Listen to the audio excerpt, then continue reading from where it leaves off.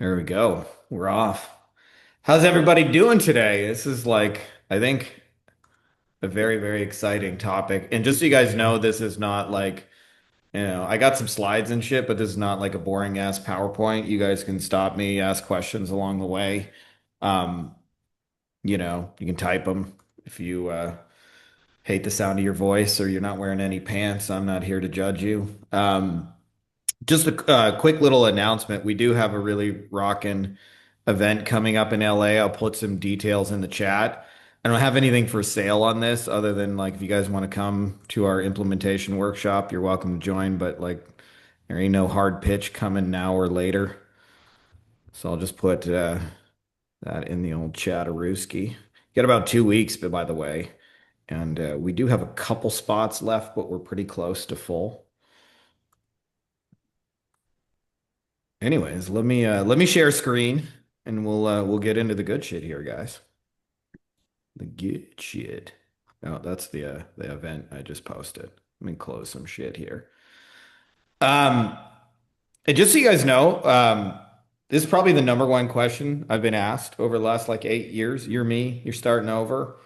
Um, you want to get to 10K a month, you want to do it as fast as possible. What would you do?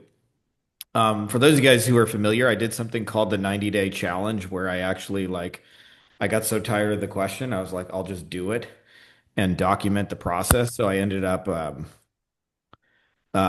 just kind of there's a I think that's you. I just got to mute you there. Um, so we ended up doing something like 15.6 thousand or something like that in about 26, 27 working days. So whether you're either A, brand new at this, or B, you're restarting an agency for many, many reasons, new niche, new offer, whatever, reasons can be plentiful for that. I kind of wanted to lay out kind of the basic steps. But I've noticed kind of like a trend with a lot of different agencies or SaaS owners, whatever you want to call yourself, where they're sort of missing like a key ingredient in their recipe, and it literally just makes everything hard when you don't have it. And when you do have it, it's one of those things that all of a sudden you're swimming with the current. And I'm not saying your life automatically gets easy, but certainly the sales component of your business gets a lot easier. The getting people to pay you component gets easier. By the way, this is just a little screenshot of one of the payments we had um, in the 90-day challenge. I was mostly selling services for 2,800 to 3K a month. So there's an example. Anyways, so let me give you the metaphor that I hope will explain the missing ingredient. And I hope a lot of you guys, when you see it, you'll go, oh my God, that's the missing piece. And then we'll be able to go fill it in. And I'm going to give you some AI tools that will help you do this way, way faster than it used to take. It used to take me days and days and days to figure this shit out. Um, but so this is a real cafe that opened up here in La Paz, and it's called Cacao, and 100% of the menu is chocolate. So they got chocolate drinks, and they got chocolate pastries, and they got um, chocolate treats and things you can try. You get the gist of it. They got little things on the shelf. And I took baby mama here for a date, and not an unimportant detail is that she's a chocoholic. So the question I kind of ask is how many different ways do you think I could invite her to a chocolate date and get her to say yes? And the answer is probably a fucking lot. Let me see if I can put myself. I'm gonna get my picture here. Where I went. I see you, Val. I'm gonna see if I can pin myself at the top. Hmm. I don't know what I'm doing here. Let's see if that works. Yeah, whatever. Um, there we go. There's me. I'm just gonna put me up for a second. Um, so a lot of times people ask me about the media. They'll say "Oh, should I message these people on LinkedIn? Should I do outreach? Should I do cold calling? Should I run ads? Should I publish content? Should I be on Twitter?" And I'm like, the minute I know mama wants chocolate, I could text her that. I could email her. We use a lot of WhatsApp in Mexico. I could WhatsApp her. I could leave her a voice note. I could Facebook her. I could send her mail. I could fuck, like I could do that by carrier pigeon. And because she just really wants chocolate, it's going to work. Um, so chocolate is kind of the metaphor is that most agencies don't actually know what their clients really want. And it's not like you guys are off by like a great distance, but you're off by like I call it like the 10-degree shift. And if you're off by those 10 degrees, your thing is infinitely harder to sell. Um, so the assumption that like 90% of agencies have, and I typed in the ass because I'm a degenerate. I gotta do shit like that. Yeah, I capitalize the ass. Let's bold the ass and underline the ass and assume. Is most agencies just assume clients want more. More is better. More, more, more, more, more.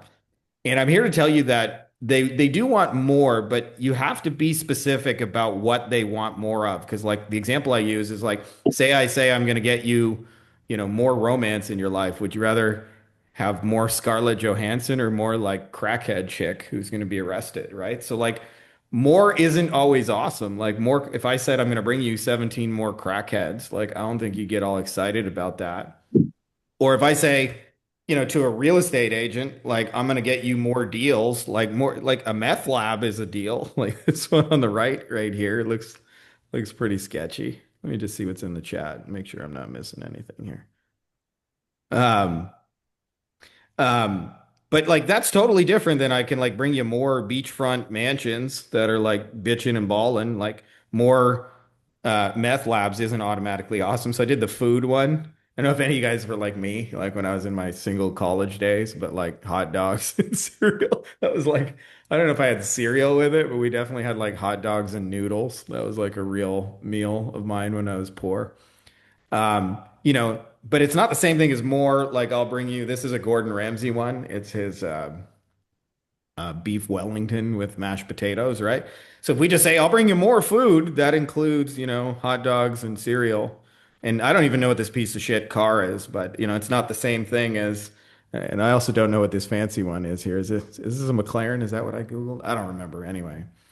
Um, so there's a lot of different ways this shows up when you don't actually know what clients want is like you can do a lot of activity posting. So I'll give you some examples of these are people doing shit and every single one of these is they just don't have the chocolate. They don't know what the fucking people want. Like once you have chocolate, the invite becomes easy.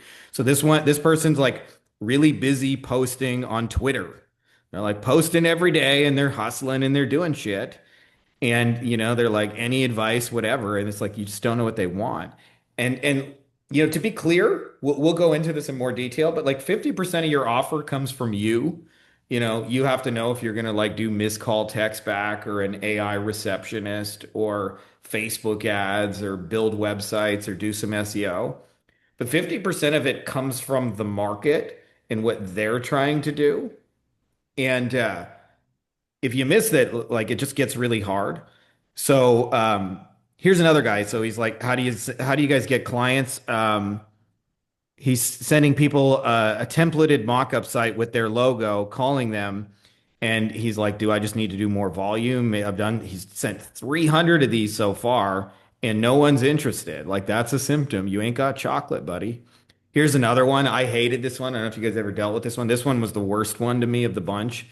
Is the last mile of closing a client, they'd be like, send me your proposal and follow up with me and chase them. And like closing people was just like, it was a lot of fucking work. Like when you think you're at the sale, you often have to touch them like 7, 10, 12, 14 more times and they ghost you and they go missing. And have you seen my proposal? There's a lot of that shit. Um, then there's just doubts of like, can you even start an agency? Like, it seems like there's too many of them. And I promise you, there's underserved problems, which we're going to get to in a second. This person says my agency's failing, so they've done 1,000 cold calls, 1,000 emails. They know their open rates, how many conversations, the booking rate, but you know what they don't know is like what the people on the other side of the email actually want. Um, yeah, I'll show you guys how to do hand raising. We'll get to that, Dean, a little bit towards the end. I kind of want to like really just hammer home this you ain't got chocolate and how to fix the getting chocolate. Because like I said, it doesn't mean you, by the way, a lot of times when people find out you don't have chocolate, metaphorically, they think you need to like switch niches and change your deliverable, but it's like just a 10-degree shift. It's just a calibration. And I'll show you guys some examples that like I've done over the years, and we can do some live examples with your stuff.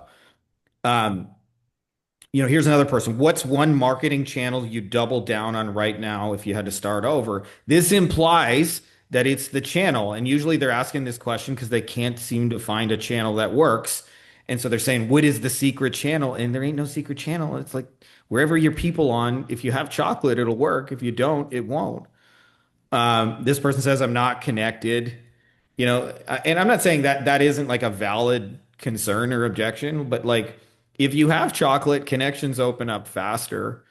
Um, what do you actually use to research what your audience is asking online? So this person is trying to do like SEO. So they're trying to like, find keywords clients are looking for so they can put content in front of them and hopefully, and they think it's a traffic problem as most people do. I just got to get eyeballs to my thing. And then what I see is a lot of people do these like patchwork of services. So this guy says, I'm a former journalist. We do personalized branding, SEO, AI keyword optimization, blog writing, media articles, newsletters, designing and writing internal magazines, social media services. Um, this person says, we work for startups, we do content, struggling to niche down. Um, Lost about client acquisition. What did they say here? They got web design, kind of stuck.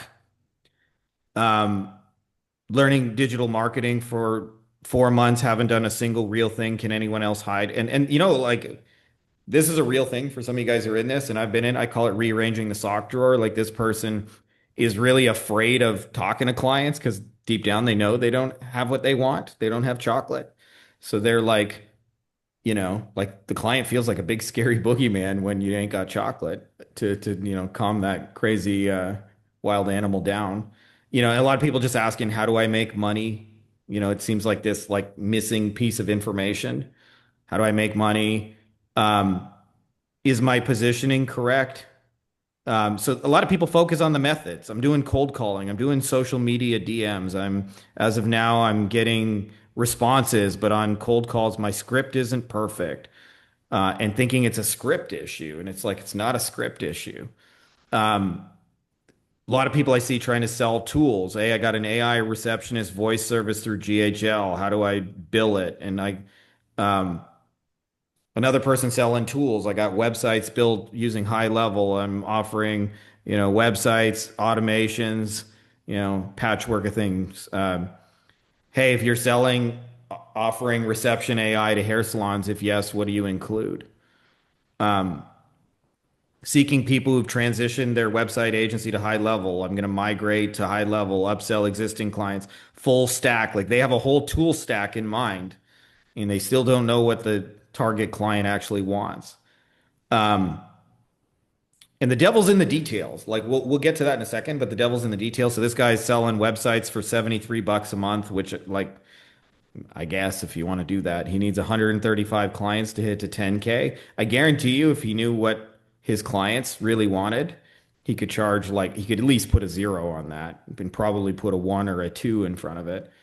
Um, anyways, um, so this person, I got an AI chat, AI, how do you make clients stand up out of their seats? Missed call AI. And you see these like random packages. It's 247 a month for email support, basic troubleshooting. By the way, none of this is chocolate. You'll never hear a plumber or a dentist or a lawyer say, I need a GHL platform with cost included, email support, and basic troubleshooting. Um, Sometimes I see people too, especially a lot of the Facebook ads people, they'll try and get people to like do a 2 week trial. And like, man, nothing will kick you in the balls harder when you can't even get them to try it for free. When you're messaging people like, I'll give it to you for free. And they're like, well, like, but that's like another symptom. Like you don't actually have what they want. And I see this, they got random packages of pricing, CRMs, automations, ad management. Um, I know I'm kind of hammering this point, but I want to just really show you guys how to fix this. I guess I'm just missing bot notes there. Um, Trying to sell tools. Thinking about missed call, text back, AI receptionist would be easiest. How do I find my first few clients? Just started an AI automation. I'm 19 years old, trying to get people to buy widgets and tools. Um, I'm trying to sell a 497 missed call text back feature, $49 a month, foot in the door. By the way, businesses don't sit around going, I really need missed call text back. Um, so there are a lot of like this, like slapping tools together without a plan. And it's kind of like unfortunate, but I'll tell you, most of these people have two things in common. Like they're broke. And by the way, I think if you go through this journey long enough, you'll go through at least a period where you're broke. So I don't say that with judgment. Like I've had many broke periods in this agency growth. And sometimes, by the way, you can be broke when you're scaling, where you're like investing in team and infrastructure and like, you're making 100,000 a month, but it's all going into team and ads and salespeople and things like that and software. And most of these people don't have chocolate. They don't have what they actually want. By the way, this is baby mama's favorite chocolate. It's Milka. They used to call her Ilka Milka. And Noisette is like, it's some kind of soft thing. It's not my favorite, but she loves that shit. But point being, when you're selling chocolate to a chocoholic, like selling is downhill. And like the vast majority of these people don't actually know. So, like I said, there's 50% of this where it comes from you. You have to know you're going to sell a missed call text back and but voice feature, but 50% of it comes from actual needs in the marketplace. And this is the thing that most agencies are actually missing. So let me just scroll here real quick. Shows me like there's new chats, but so I'll tell you, like the fundamental thing that I think most people are doing when they start is they sit around, and I used to do this too. So again, no judgment, but don't do this. Is they sit around and they look at the tools, the GHL, the ads, the websites, and they go, "How can I make some money selling websites? How can I make some money selling GHL? How can I make some money, um, selling Facebook ads or whatever?" And the problem with that is it's 100% a self-serving question. So it'll only lead you usually deeper into confusion. And usually the answers your mind will come up with are like, well, maybe I could sell a this. Maybe I could sell a blank. And I've met way too many smart people that sit in a room, sort of metaphorically, mentally masturbating and trying to come up with things they think would be cool. And more often than not, what you think would be cool is again, it's not like it's not cool, but it's off by 10 degrees. So what you really need to start with are gaps in the market. And so like the actual question, and I'll show you guys how to do this. And again, I built a tool for you guys that I'll give you in just a second. But what you really want to be doing is asking like where are there unmet needs in the marketplace? And I'll show you something in just a second that hopefully with examples like this will get clear and you'll go, "Oh my God, like I see what you're saying." Um, but the basic steps, like the reason I tell people to pick a niche already, like this is my phrase, pick a niche so you can get rich, bitch, is so you can really focus on an unmet need inside of that niche. And a lot of people get stuck in this phase and they think like there are niches where you can't make money and so they like I've met people that are like 10 months in, they still can't pick a niche. I want you to be clear, picking a niche is like picking an ice cream flavor. I'm going to share everything you need. Somebody's listening to some shit. Laurel over there has got some shit in the background that's cooler than me. Um, Picking a niche is picking an ice cream flavor, meaning there's lots of good ones, like lots and lots of good ones. Like vanilla is fucking awesome, chocolate's great, Rocky Road is bitching, pistachio's good. Um, it's not picking a spouse. Like it's not like, oh my God, if I get this wrong. And the reason is there's unmet needs in all of them. Whatever category you pick, there is an unmet need, and there always will be because every time you solve one problem in business, you create another one. Um, so this is like really the missing piece for most agencies. They just don't research what people actually want. And I'm telling you, 3 hours of market research will make you drastically more intelligent. So I hope I can hammer this home with some examples. So this is where I live now, La Paz, Mexico. And this is a dude right here named Ava Singh. He used to live here and he had an Indian restaurant and he was the only one. anywhere who serves like real Indian food. I'm in Mexico, so I don't know, there's not a lot of Indian people. You don't get a lot of real Indian food. And I took a screenshot of Google Maps of just like taco places, and I promise you, Google Maps is showing like 5% of them. Like I can barely drive two blocks and pass a taco place, right? So the reason I show you this is these are both fundamentally restaurants. Like the deliverable is food. But if I open up a taco business, like it's going to be fucking hard. Every day of selling tacos is going to be hard because there's 10,000 other motherfuckers selling tacos better, faster, cheaper, and they have entrenched marketplace. There's one dude who sold Indian food and he moved away. And you know what I see? Like I'm part of a local Facebook group and every day, or I shouldn't say every day, but like every like week or two, somebody goes, "Where can I get some really good Indian food?" And you know what the answer is? Nowhere. Nowhere. You make it your fucking self. That's how you get awesome Indian food. You order the ingredients online and you make it your fucking self. So if you're going to start a restaurant business, if you start with a market need, um, and you sell Indian food, your business is going to take off simply because you have something the market actually wants. And if you sell tacos, it's not like people don't want tacos, but like there's a million bazillion cheap places to get them around here. And some of them like there's even like taco carts like everywhere, like literally everywhere. And so if you start a taco restaurant as like your first decision without researching the market, like I can't express this enough. Everything you do from that point forward is going to be hard. But they're the same fucking deliverable, just with a 10-degree shift, right? The difference between I'll sell you some tacos and I'll sell you some non bread with shit inside of it. Like non bread with shit inside of it is basically a taco. Um, Give you one more example. This was my hometown. So I Windsor, Ontario, Canada. I remember we had a little accident. Basically, like a Chinese food driver smashed into a parked car. And before that, like I was finally starting to make money in business. This was after like 10 years. And I said to my ex, I said, "Hey Trish, like you can have any car you want, like dream car, what is it?" And I thought like, she's gonna say like Ferrari or Lambo or something cool, Rolls Royce. She says a Volkswagen Beetlebug. And I was like, no, no, Trish, like any car, like money's no object. She's like, a Volkswagen Beetlebug. And I was like, really? And I was like, then we should go get one. And so we bought one. We bought a Volkswagen Beetlebug. It was actually very difficult because she wanted one that was like 2 years old. And so, anyways, again, Google Maps is showing like 10% here because I'm like not actually in Windsor, but you'll have to trust me that there's like 10 times as many auto body shops. But as part of the insurance process, we went to 10 or three different shops, and they all said the same thing. They said, "We don't work on Volkswagens. There's too many specialty parts. Go to Jeff's Automotive on Drouillard Road. He can help you." And we went to Jeff after the three quotes, and Jeff said, "Yep, give the insurance company these forms. I'll fix it. All good." And he said, "But there's a 40-day wait. We'll give the insurance company the forms, and we'll get you a loaner car."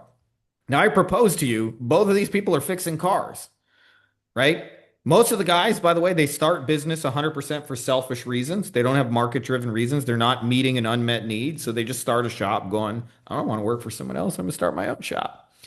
And then everything they do after that is hard because they're just another Me Too shop in a sea of auto body shops. Meanwhile, Jeff's over here serving an unmet need. He's not even a brilliant marketer. He's just fulfilling on Volkswagens.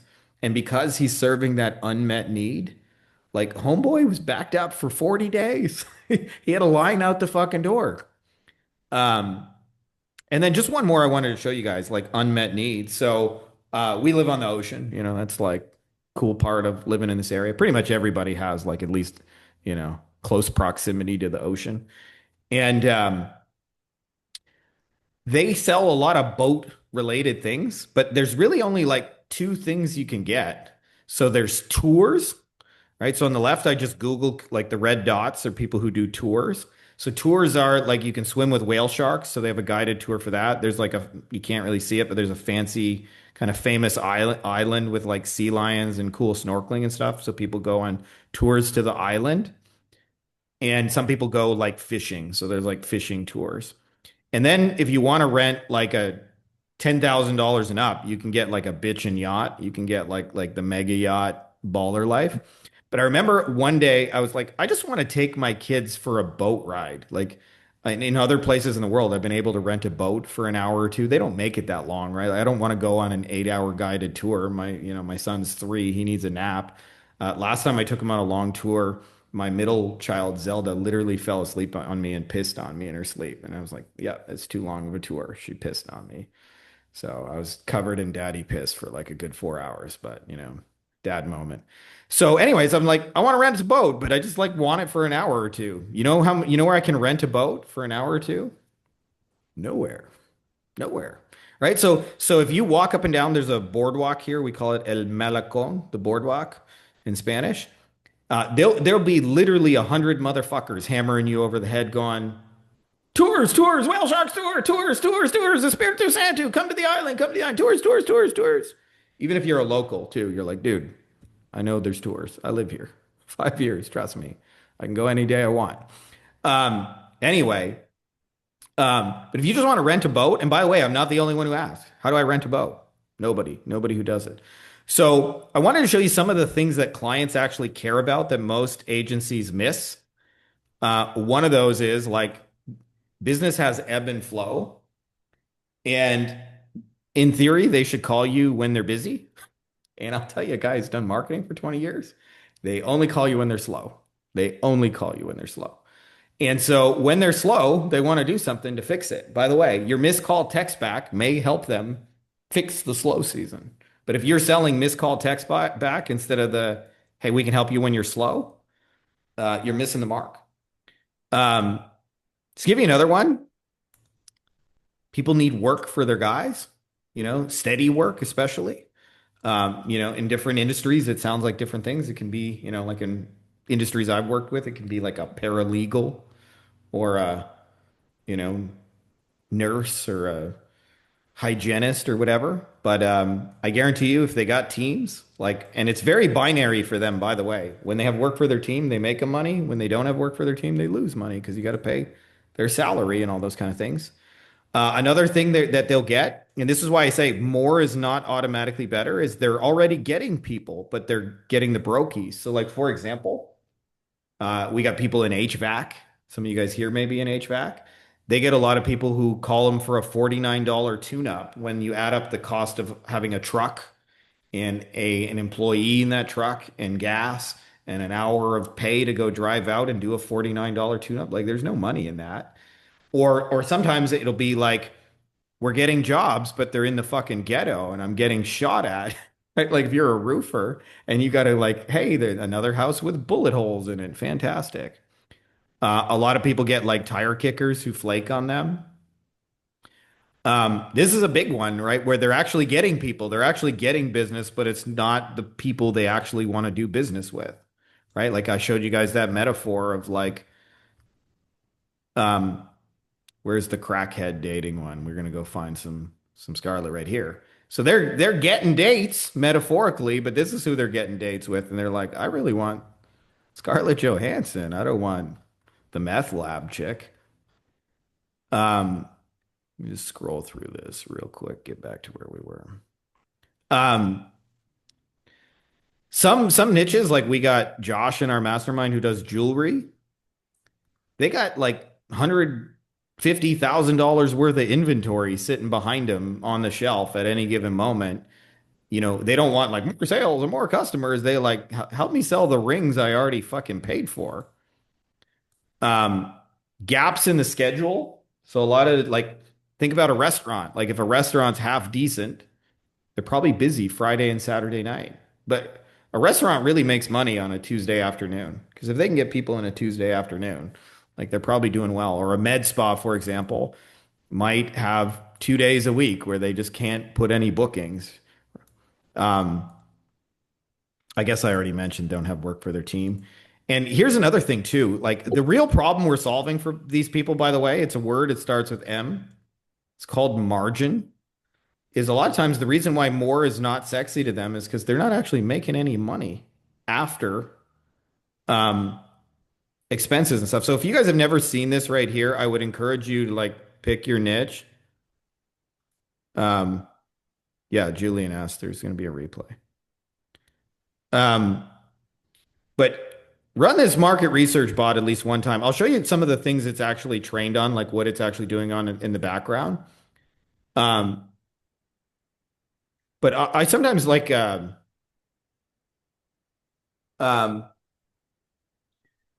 we'll just Google like what's the hardest part about being a blank, and dentist, doctor, lawyer, whoever you're trying to sell, and I'll go to places like Reddit and I'll read answers. But here's a dentist. This shit is super draining. Some weeks I feel utterly defeated. You see so many patients. They all expect the best of you. One patient is super anxious, can't sit still while you're trying to fish out a root tip, doing a root canal, placing rubber dam. New patient was referred for tooth 15 2 years ago. Didn't go. She needs to be seen now. Front desk all too happy to oblige. Another patient came from a different dentist, has a box of dentures. This was the today. The constant negativity, the physical and mental draining nature of the work made me realize that this shit sucks, but life could be worse, a lot worse. That's why when I meet a fellow dentist in the wild, there is respect. This profession is utterly hard, harder than most people do to the confluence of wide ranging skills. I'll leave you one, read you one that's even better than this. Um, where is it? Field is getting saturated. Hard to make more than 120 a year. Insurance reimbursements are cut year after year. By the way, this is like a margin problem, what I've been talking about. One of the reasons why most agencies just go, I'll do missed call text back and get you more. But if there's no fucking margin on the shit they're getting now, they don't just need more like low margin work. More dental students. By the way, this is like almost an itemized list of all their problems, by the way. You can do this for almost any niche. Patients tell you they hate you quite often. Decreased patient trust due to overtreatment. Some patients have unrealistic expectations. But this was my favorite one. This is a good one just as a starting place. Patients think we have zero overhead costs. But this one right here, if you want to sell to a dentist, by the way, this is like word for word what you should be putting in an ad.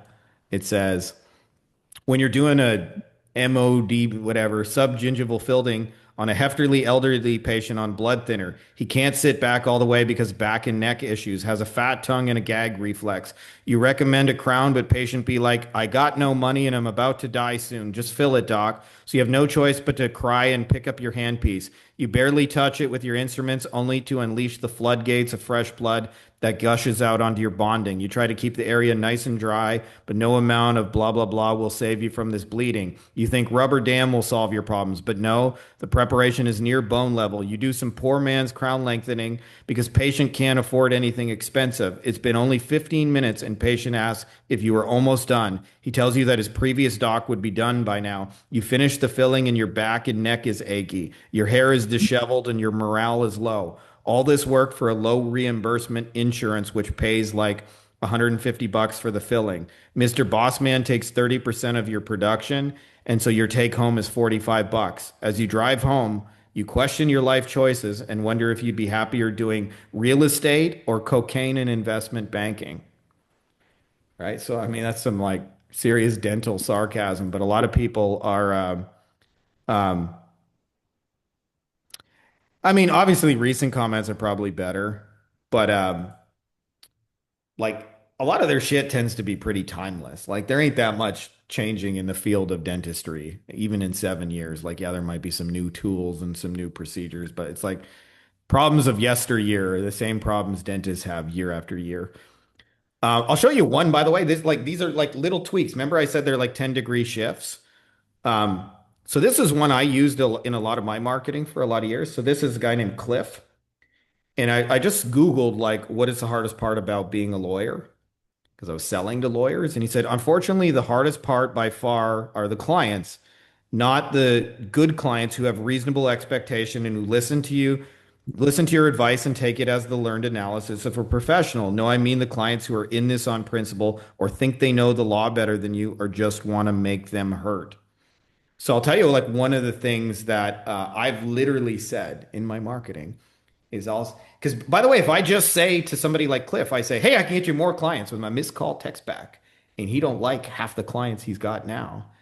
Like certainly he wants to make more money, but there's a resistance to more pain in the ass, more crazy people. So this one little tweak, 10-degree shift, made my promise go from not working to working. I would say to somebody like Cliff, if I was doing this as a hand raiser, I'd say, hey, Cliff, do you ever feel like by far the hardest part of being a lawyer are the clients? I don't mean the good clients who have reasonable expectations, who listen to your advice and take it as the learned analysis of a professional. No, I mean the clients who are in this on principle or think they know the law better than you or just want to make them heard. Well, we figured out using Facebook ads how to get the people who will listen to your advice and have the or have reasonable expectations and listen to your advice and take it as the learned analysis of a professional. Small little detail, but means a great deal to them. That's when it suddenly, my web design and my ads and my landing page service suddenly turns into chocolate, right? It's like, ooh, I want people who listen to me as the learned analysis of a professional. And something that's useful to know is always unmet needs in the marketplace. And you guys will experience this in your own business. As soon as you solve one problem, you create another. So like there's never not needs in the marketplace. Like people tell me, oh, the agency space is too saturated. And I know it feels like that because you're probably selling the same thing as everybody else in the same way. But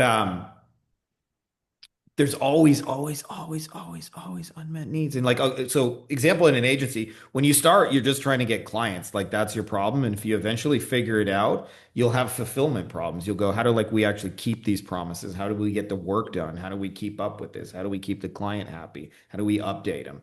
And if you figure out those problems, you'll have a new problem called, hey, we know how to sell this and fulfill on it. And sooner or later, you'll have a hiring problem. You'll go, I need people to help me do this work.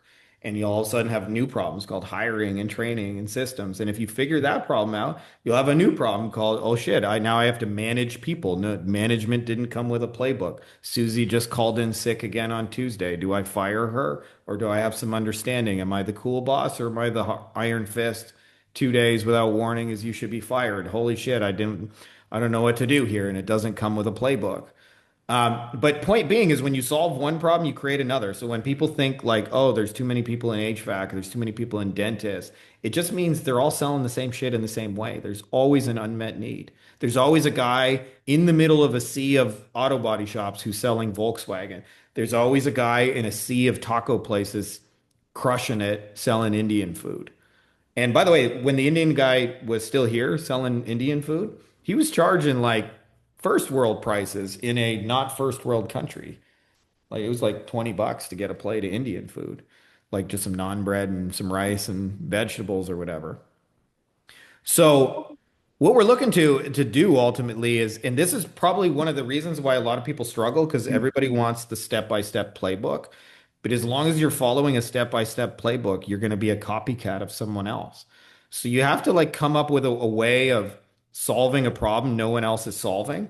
And again, this is a 10-degree shift. So I wanted to give you guys one example. But Mike from our mastermind, he works with plumbers. And one day a plumber client said to him, he said, like, remember I said one of the issues they get wrong types of clients? He said, Mike, I don't really like emergency calls. And he said, why not? Like, you're a plumber. That's like, isn't your business emergency calls? And he said, well, um, people call me in the middle of the night and it's urgent. And if I don't get there faster than everyone else, they'll give the job to someone else. And he said, like 99 times out of 100, the emergency involves shit, like literal shit. I'm being called because, some fat guy like clogged the shitter and it's overflowing in the toilet and you got to get here urgently. Like that's, and he said to Mike, he said, is there any way you could get me new construction work? Mike said, tell me about that. And he said, well, it's just new pipes. Like I can do new construction in a suit and tie, right? It's like there's never been a shit in there. And he said, and I usually get paid more money for it. And it's home builders, so they usually have like not just one job, but many jobs. And it usually only happens from like 9 to 5. So I go home at the end of the day and I don't have to even look at my phone. And so Mike runs a Google Ads service and he just checked on like keywords and he was like, hey, I wonder if instead of going after, the emergency calls that everybody goes after, it's like if there's new construction keywords. And it turned out there was a couple new construction keywords and he started running ads for those keywords. And the guy is, excuse my metaphor, but is happier than a pig in shit because instead of getting called for the smelly shit, he's 9 to 5 getting repeat high paying jobs like this. and it solves like a major need. And it's like, now there's a lot of people, by the way, in the plumbing and HVAC space that run Google Ads, fucking thousands of them. But Mike is the only one I know saying, we'll get you new construction jobs. And plumbers are eating that shit up. Like, I should probably use less shit metaphors, but anyway, they love it. They enjoy. So it was a pretty simple solution in his case. The 10-degree shift was just change which keywords we're pointing it at, right? And his landing page changed a little bit and his offer. Um, I know for me, like when I was doing the 90-day challenge, one of the things they said to me is they said 90% of the jobs we don't even get paid on because insurance companies fuck us around. They lowball us and delay payments. And so my question was, are there 10% you do get paid on? And they said, yeah, these like residential category 3 flood jobs, we usually get paid in a week or two. So I was like, okay, I'll bring you those. That was my offer. I'll bring you those ones. Um, So, gonna give you a little bonus tip on here if you want to make your life easier, is if you think about high ticket sales of any kind, doesn't this is a metaphor, it's maybe not perfect, is like a golf course. Uh, there's like a complete stranger, and then they're like somebody may follow and subscribe, and then they may become like a lead or a prospect. They may schedule a thing, they may even almost buy it. And then as you get closer, you're dealing with people who actually bought it. Is businesses will tell you 99 times out of 100, we need more new people because that's just what they believe will bring new money in the door. But I'll tell you, almost always there's like 475 golf balls scattered along the golf course. And so what I actually do if I want to come up with an easy value add service is I work it in reverse. So I go, are there people buying it right now? So we have Steve in our mastermind doing that. He works with the biggest solar company in Australia. And so they have people buying solar panels, lots of them, right? He goes to them and upsells them a $20,000 maintenance package. So he says, hey, like you got to fix the batteries over time and like wind and rain and weather will beat them down. A lot of people find that you have to replace these things over time. But if you want, you can just give us 20 grand right now and we'll come every 3 months and just automatically fix and update things for you. And you can just like have peace of mind now and you'll save money if you prepaid in advance. And he's every time he sells a package, he's getting 20K. He just worked it in reverse. So like if you ask a solar company, what do you need? They're going to say, give me more strangers. And strangers are hard. You got to drive the ball 450 yards. You got to chip it and putt it and drive it down the fairway and try and not get stuck in the greens. If they already bought it, they already like made it on the green themselves and went through the hole. Like we could just offer to put them again. So if you guys want to make your life easier and come up with unique shit that doesn't exist in the marketplace, just do this in reverse. They'll tell you I need strangers and you'll go, who's buying it now? Who bought it before? Who bought it a while ago? Who almost bought that shit? Who scheduled this shit with you? Who's a lead? Right? Um, we have Justin, he does a partnership with like custom concrete guys. So they often what they do is they get somebody who calls them and says like they always want some weird custom shit, like I want to make a statue or I need a fancy Well, mark. on that game, 2-0, Jimenez to score. Mutant Paul. So they want like, fancy concrete stuff or whatever. And then they'll often give up that quote to somebody. And if that person doesn't buy, you know what they do with that? Nothing. And then they say, we need more strangers that want quotes from us. So Justin came in the door and he said, hey, how about I message some of these people who almost bought and he recovered, like 5% of their deals. And I remember how excited he was when he sent me a message and said, like, I just got a $90,000 check for like all these deals I closed. And they already had them in their pipeline. They just messaged these people once, sent them the quote, and moved on with life.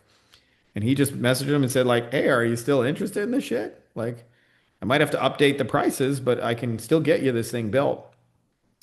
So kind of like I'll recap the steps a little bit, and then we can get into like a Q and A in just a minute for like how this applies to you guys, and we're probably going to use my market research bot.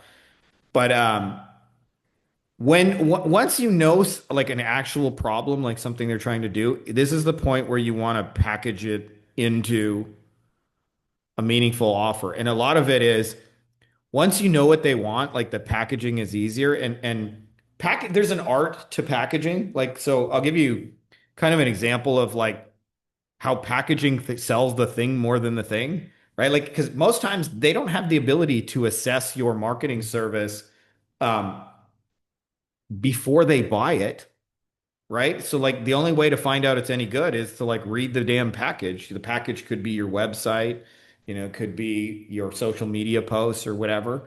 Or if you're doing a cold call, your package is the 30-second elevator pitch you give them. Like there's lots of kind of forms of that package. But I was at a little they're called OXO. They're like a convenience store chain. And my kids were like, Daddy, can we get some cookies? And this is like basically what the cookie aisle looks like there. They got like shitty ones and they're all like kind of cheap. And one of them, it had a package that was longer. It's not in this picture, but it was like longer than the other cookie packages. And it had a thing like this, like 25% more cookies.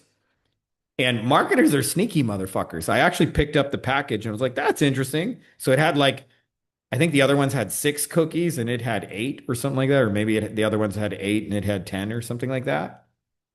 And they made the section that was longer yellow and it was like 25% more. And I looked and then I looked at the weight and it was something like 170 grams for the quote unquote bigger one.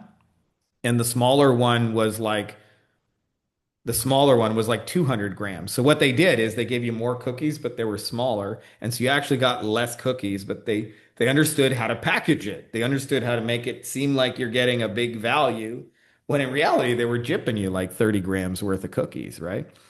I had this experience too, where I was a friend, he had to take his dog to the vet, and they had all these like high-end dog foods.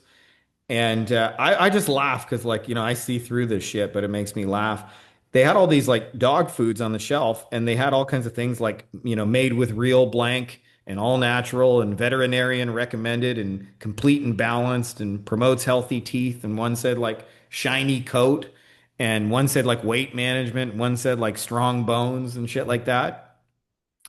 What do you think the odds are? Like these all came 100% of them off the same fucking factory.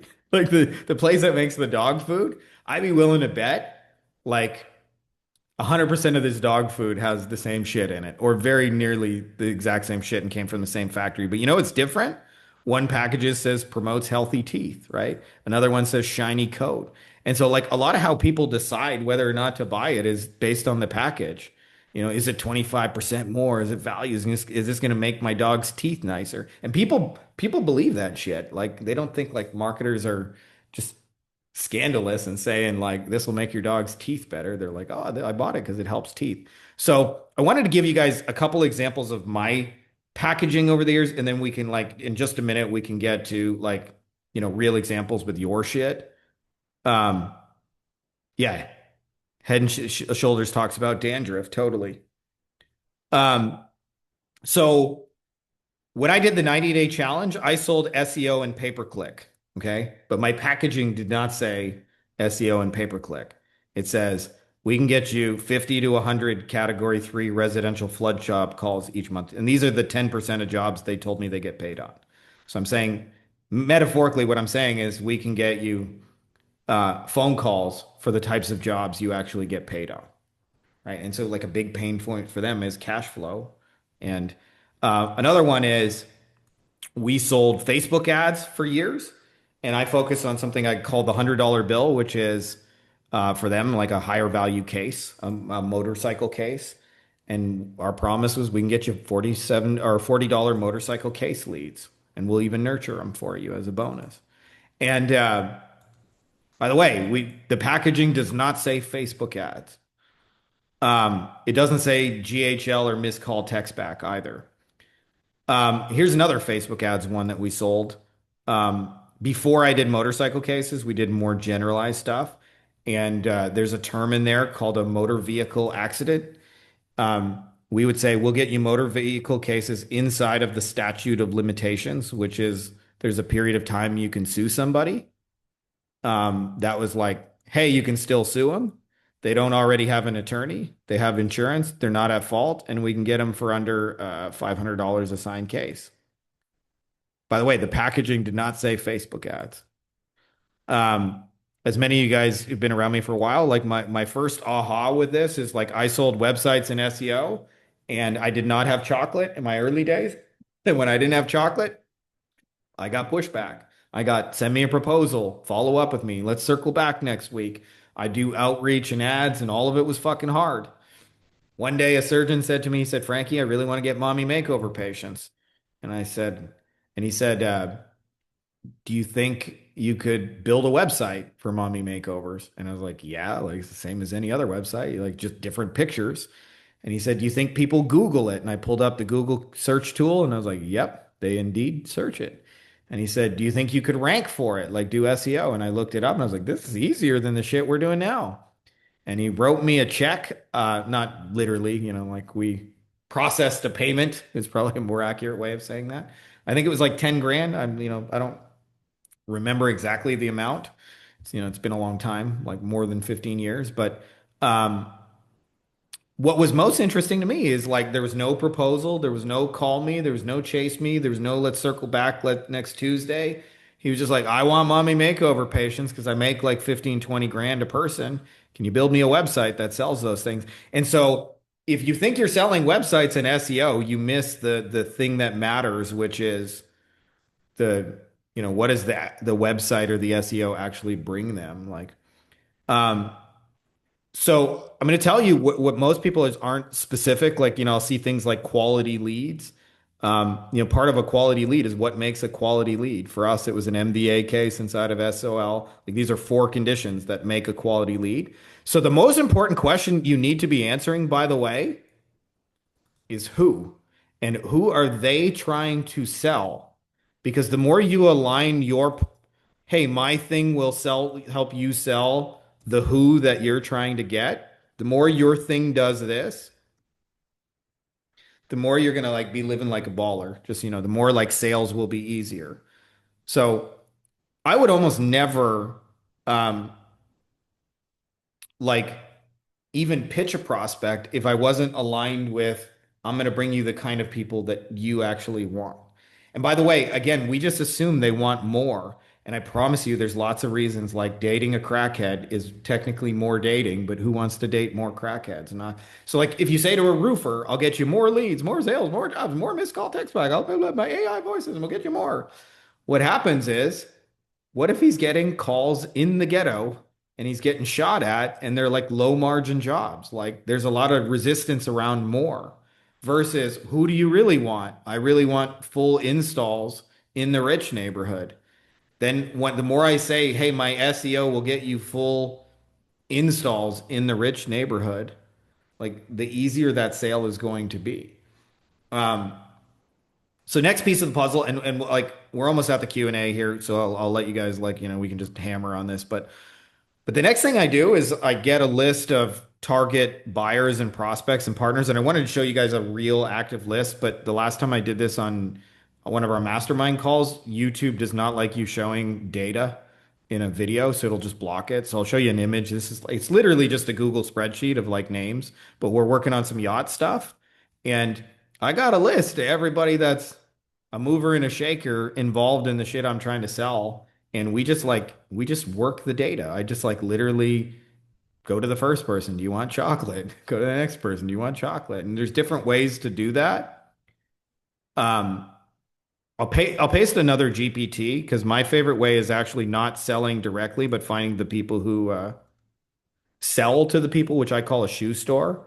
So that's a tool that you guys can run. Like you can like, for example, if you click the starter prompt here, and then, like let's say you work with dentists. It takes a second to run, so we'll come back to it, but I'll just like say you work with dentists and you can put whoever you want to work with. It'll show you the people who are already selling a mountain of stuff to dentists. And so those are the people I go get my stuff inside of. So like conferences, events, industry association, coaching programs, the people who consult for dentists, thought leaders, the person who wrote the book on how to grow a dental practice, the top podcast. Like one of my first moves would be like getting on all these podcasts. So you guys are welcome to play with that tool. I think I just put it in chat, right? Yeah.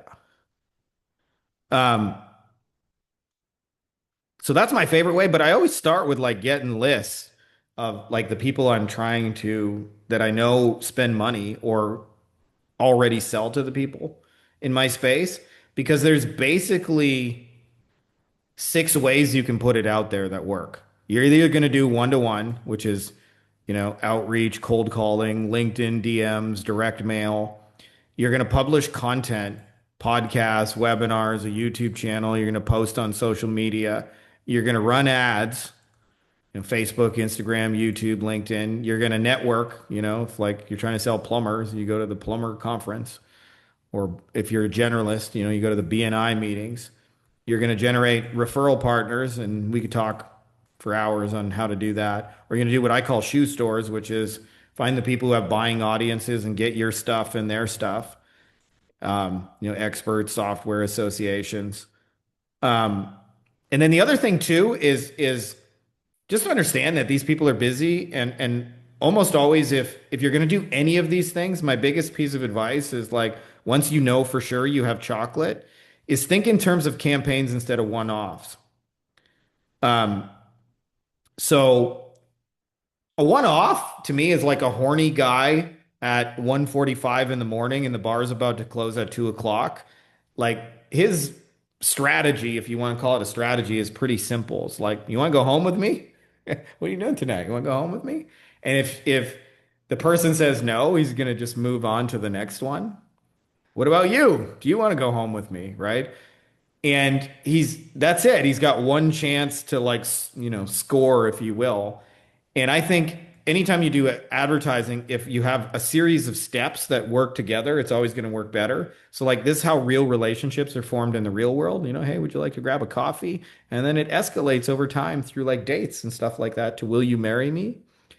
So it doesn't matter whether you're doing one to one or content or ads or whatever. Like, I think once you know for sure you have chocolate, you're going to have better luck if you think in terms of campaigns.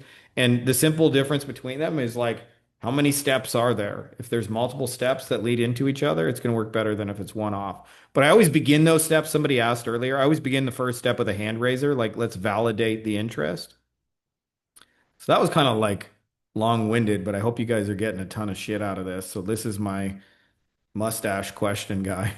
But we can get into the questions. I don't know if you guys want to type them. You can put your hand up. You can shout them out. I don't really care.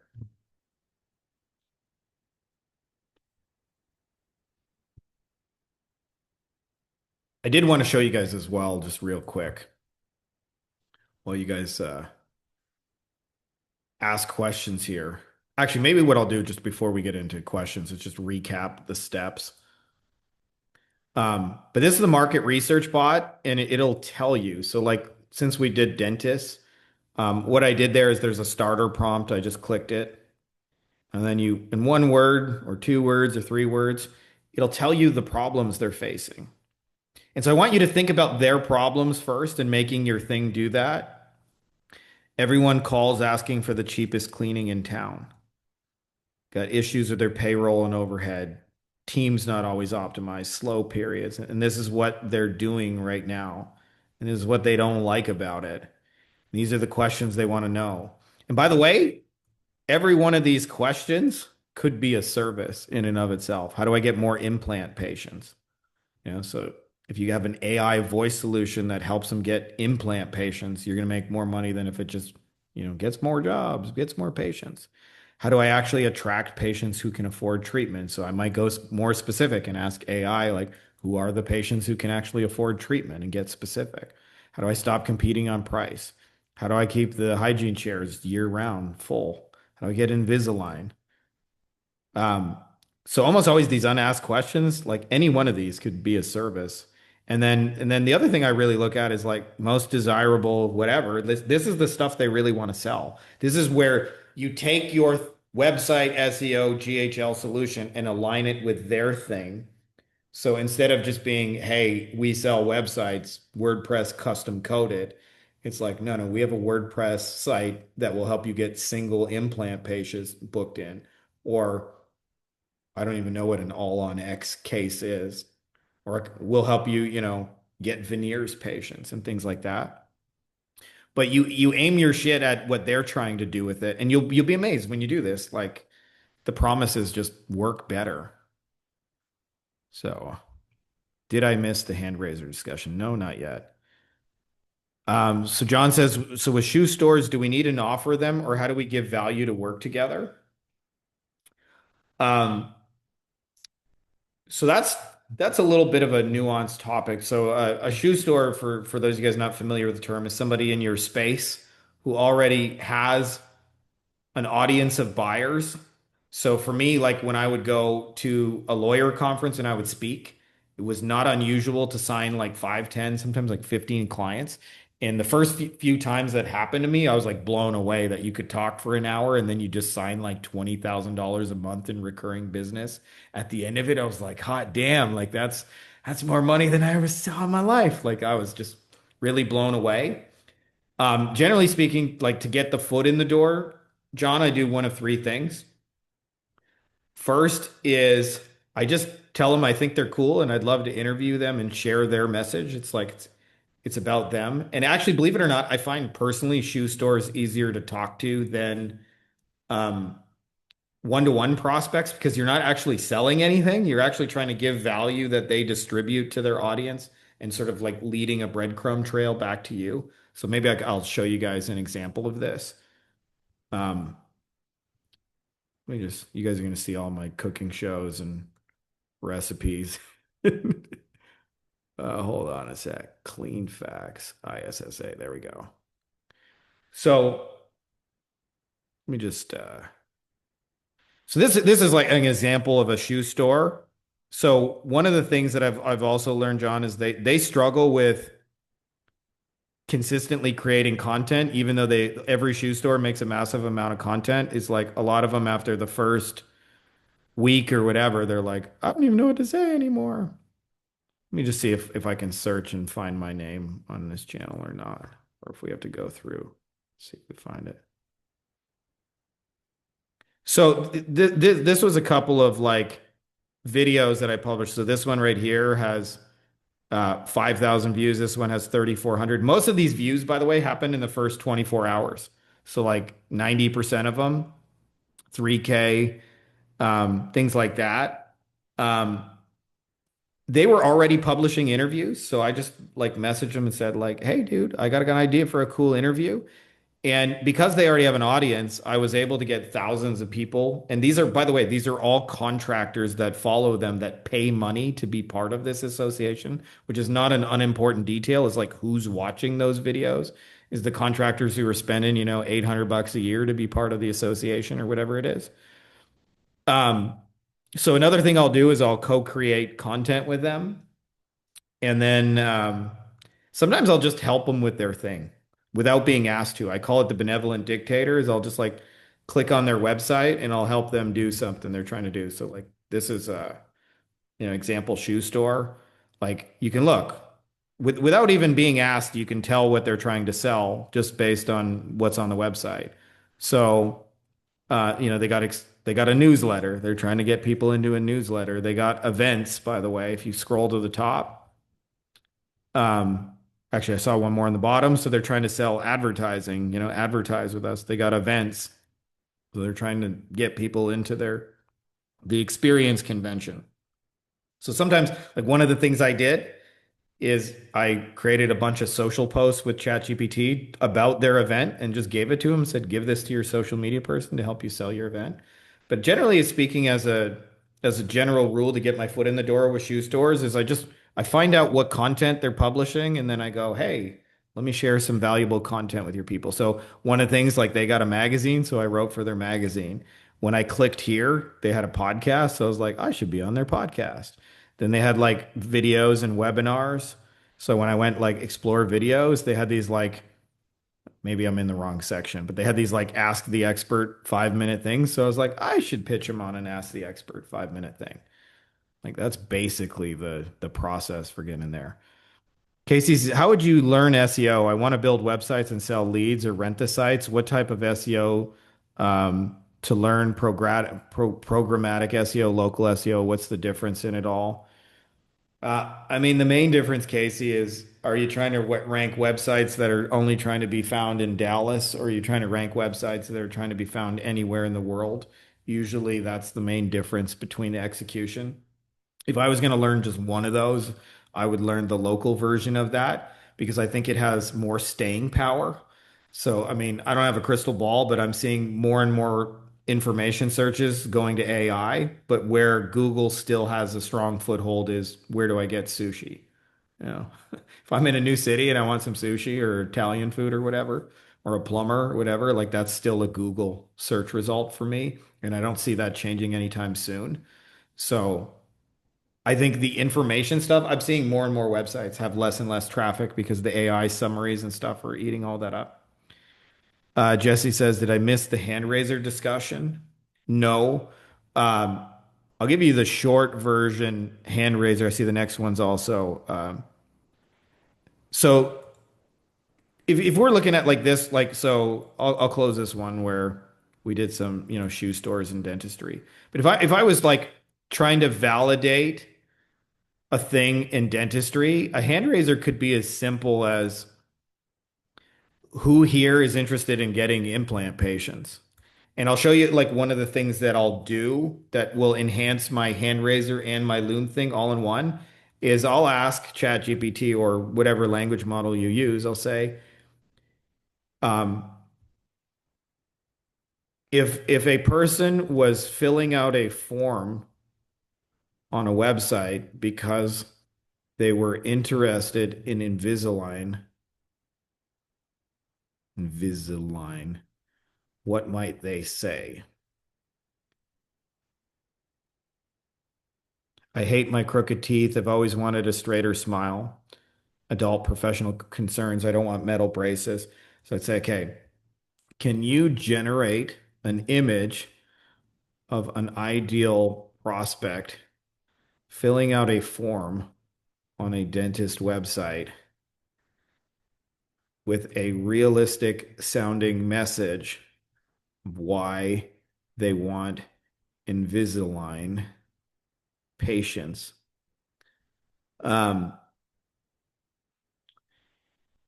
can you have a phone number, email, and realistic sounding name?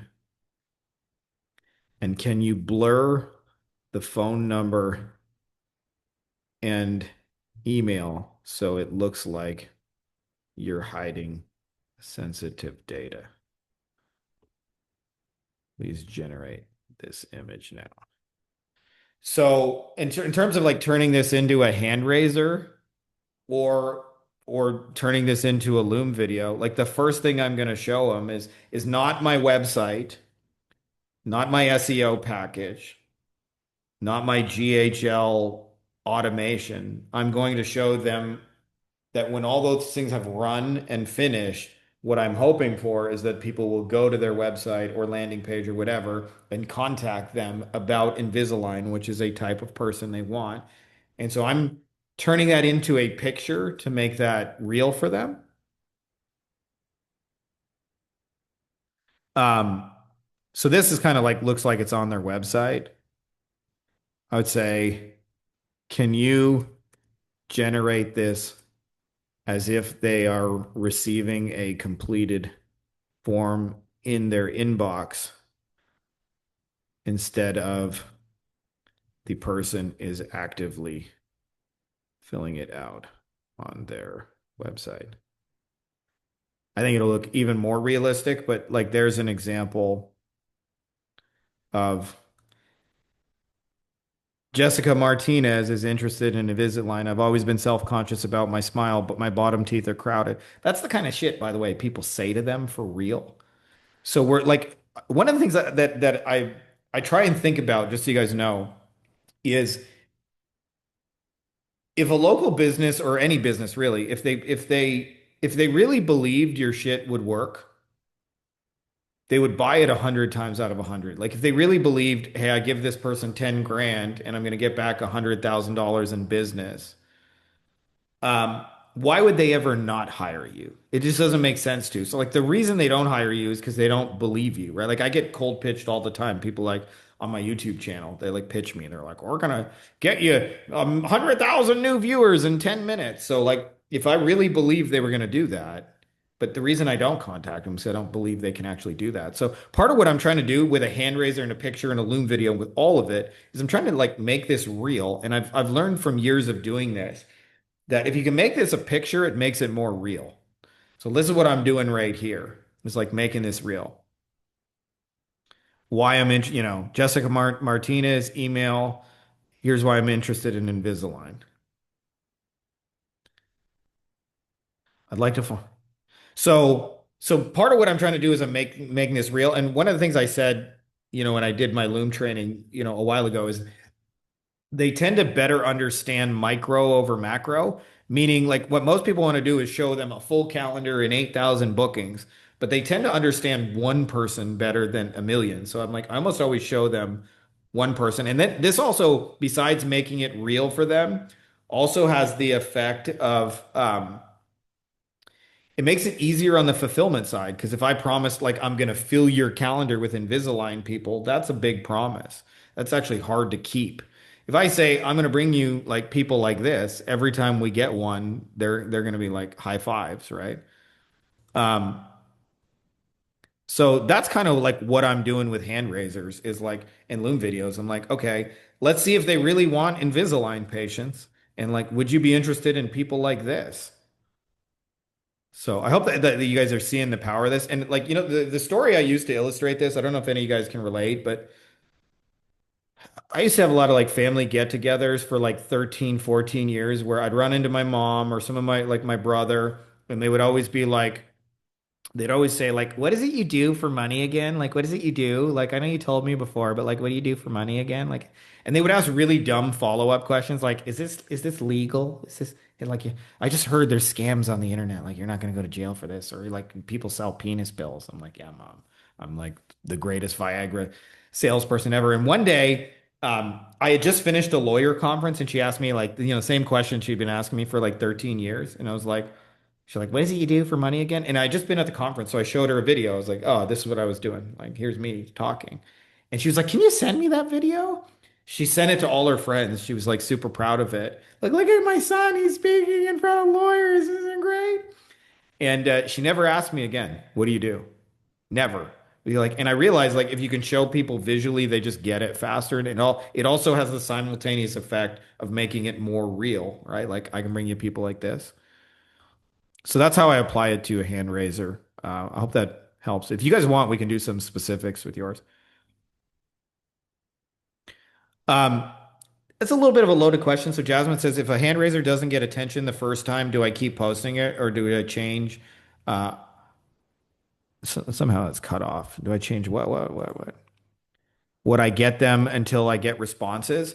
So there's kind of two things to troubleshoot in there.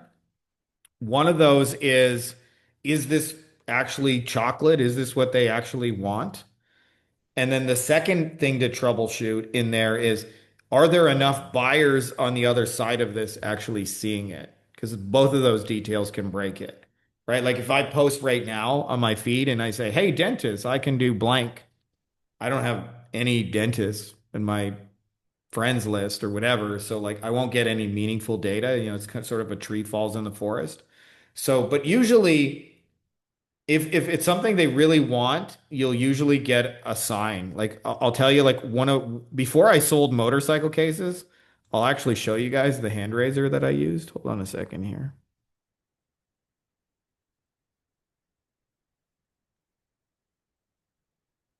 Let me just see if I can find it. Motorcycle. Should be an image.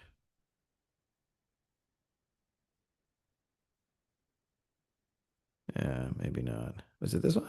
I think it might be this one. Yeah. So I went in, I was like, anyone here who can handle more motorcycle cases? And then like within like 10 minutes, I had 8 dudes be like, me. And then I was like, oh, okay, I guess I should sell motorcycle cases because it seems like they want those. Um, that's the ideal reaction that you're looking for is, and by the way, they don't like, contrary to what most people think, they don't like buy it then. They don't like, nobody gave me a credit card. But the flip side of that is if they won't raise their hand for it, they won't buy it. So you can stop your search right there. If you post a couple of times and you're sure you got enough buyers and you said, "Hey, who here wants motorcycle cases?" and nobody on planet Earth says me, you don't need to make a website about it. You don't need to make a Loom video. You don't need to do any outreach. You don't need to chase anyone because try something else. And to me, all I do is I just go back to the market research bot and go, "Okay, well, what else do they want?" Right? So in my case, it might be if I'm trying to sell to dentists, since we're using this as an example. I'd be like, um, if they don't like, so where was it? So, I might go, who wants single implant cases? Or who needs um, implant supported dentures? Like just that little detail alone will massively swing the results. But you want to troubleshoot, like, do you have enough buyers in the audience as well? If I'm trying to sell AI voice as a side thing, should I lead with the get more $100 bill or something like the missed opportunity? There's calls mostly being spam or some other angle. Um, I'll tell you, Dwight. So what we're having the most success with so far is the spam. So especially in the contracting niches is and being specific about who's spamming them, by the way. So um, like if I was going to generate an image, let me actually just type this. By the way, you can show an image of either the problem or the outcome, or you can show an image of the problem and the outcome side by side. So I'm just gonna real quick. Can you help me to generate an image that I would like to use for a roofer? I would like a realistic roofing truck. The guy is driving on the road and he's picking up his phone, and then it has four pop-up bubbles. One of those is Angie's List. One of those is a person looking for a job. One of those is a Google SEO spammer, and one is a robocall. And then as a split screen on the other side, I would like to show a picture of a roofing estimate that got booked on their calendar and the notification they would receive on their phone. Maybe you could show it actually on a phone, getting a notification of a new estimate booked. Can you go ahead and generate this image now? So it might not be perfect, the first draft, but I just want to show you how we've had success selling it.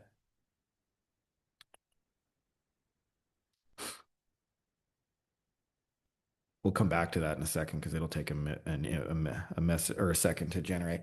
If my deliverable is something like missed call, text back, voice AI, solution database, reactivation, automated follow-up, I'm more limited in my position in comparison to lead gen, for example, right? Since I don't have control over the type of people they get, how to create a kick-ass offer in that case.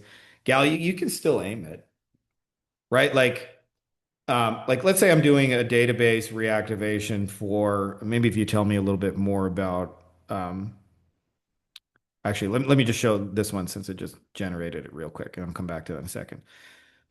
So, if I was selling this AI voice solution to a roofer or whatever, I'd be like, "Hey, Mr. Roofer, like how often do you get a call? You're in the truck and it's either Angie's List, someone looking for a job, the Google SEO expert, or the robocall just selling you some bullshit. What if instead you could just get notifications of the new estimates booked and show up on your calendar and you never had to talk to any of these dipshits again?" That's how I would open that conversation, just so you know. Right? Um, So missed call text back, AI voice solution, database react. So especially the database reactivation, right? Like if you think about a restaurant, if you get a text from a restaurant, and by the way, for those of you guys who've never done a database reactivation, my favorite way of doing it is just thank you. We appreciate you so much. We miss you. We wanted to do something cool to get you back. That's why we're offering blank. And what goes in that blank is whoever you want to come. So, like, if I was doing this for a restaurant and I wanted to sell ribs, I'd say, "Hey, we got a rib special." And if I wanted to specifically to get people on a Tuesday, I would say, "We got a rib special on a Tuesday." So, if the dentist was doing this, there's nothing stopping them for saying, "Hey, if you got crooked teeth, we have this new Invisalign thing that can help you."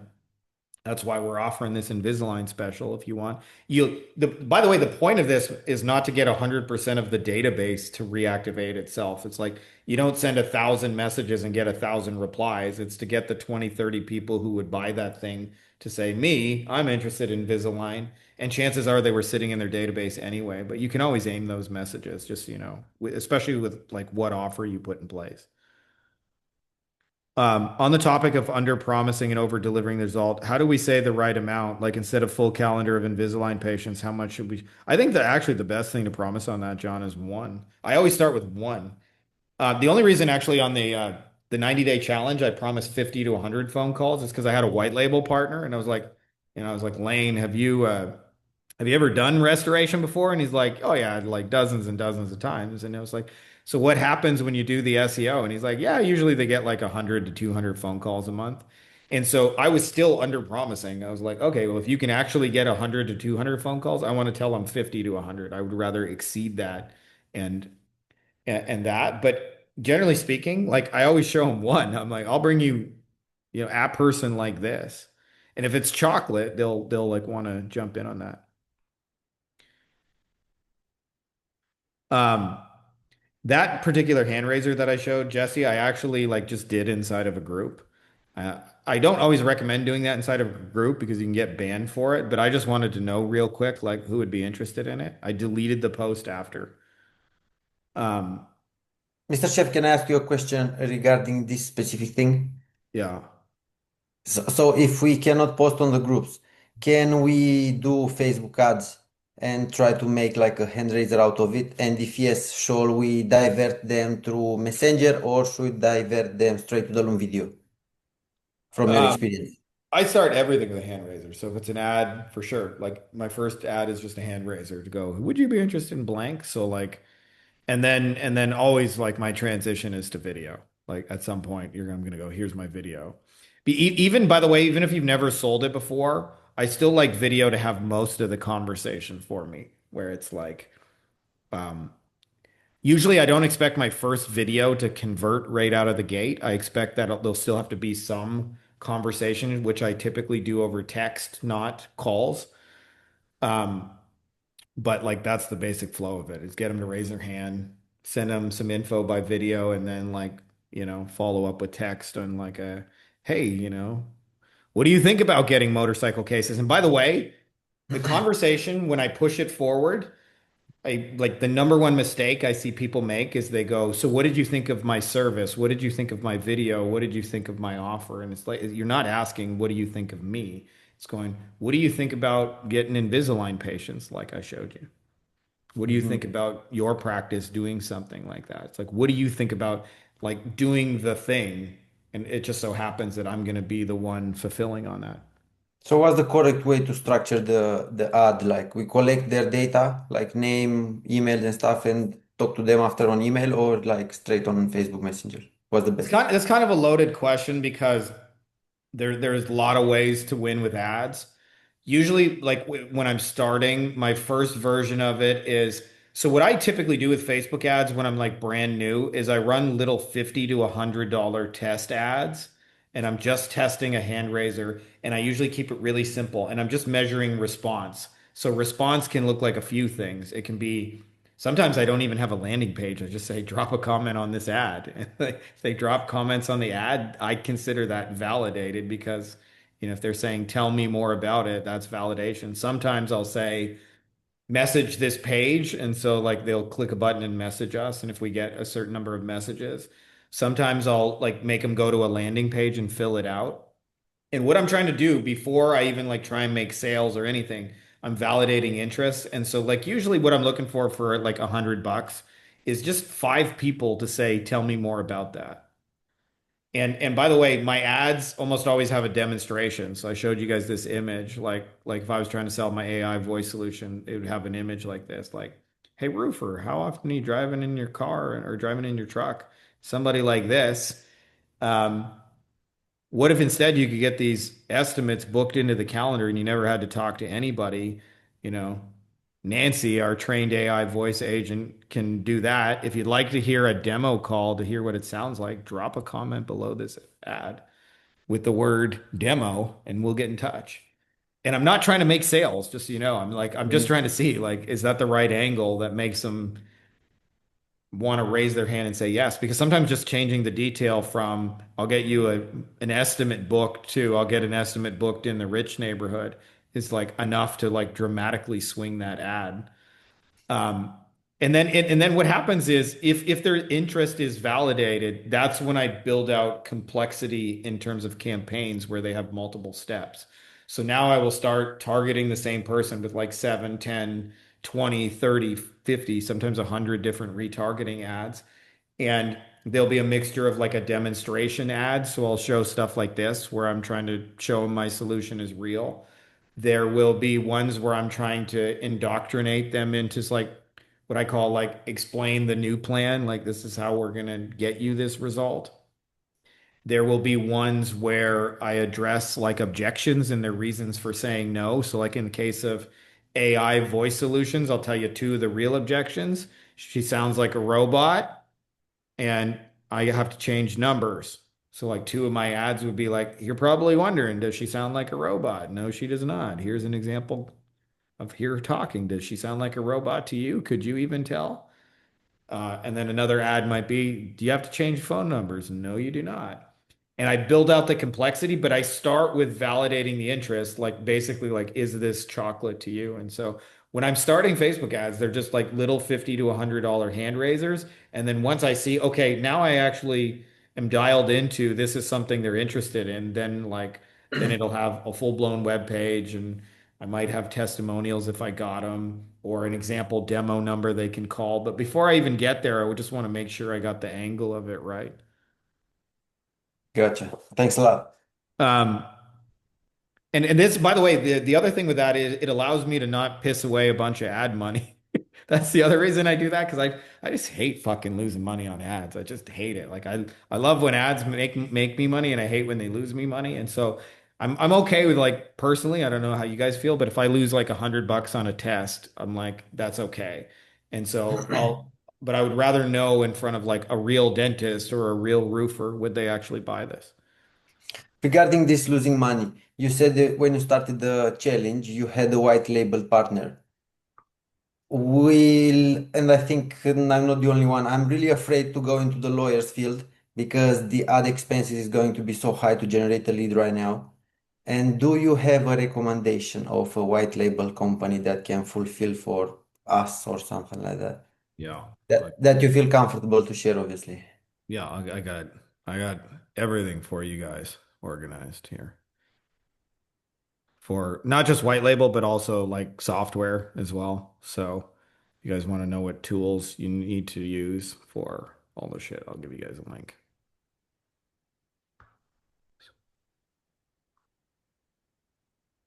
You are the real Mr. Chef. I try, I try. These are just mostly like a lot of the vetting comes from our mastermind folks. Like they tell me who they tried and what their experience is and all that. Um, Amazing. Jasmine says, when you're in the Facebook groups for your niche, are you interacting with the members in the group before sending them a friend request or just locating buyer questions and then sending friend requests? Usually I'm just friend requesting. I mean, it doesn't hurt if you engage with them first.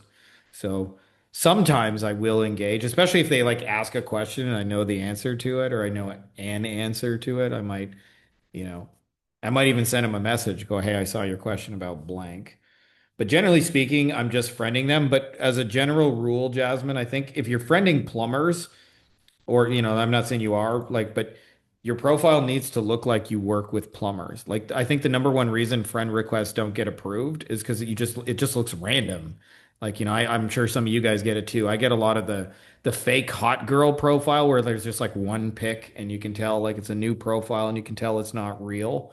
So like there's a lot of those. And so like those just get deleted or they stay in limbo. But if I'm like, oh, if I know we're in the same industry, um, especially if your profile says chocolate on it, if it says like if I'm friending a dentist and my profile says, "Hey, we help dentists get, you know, Invisalign patients," and has a example email form, they're far more likely to approve that request. So I look at my like social media profile like it's a landing page, basically.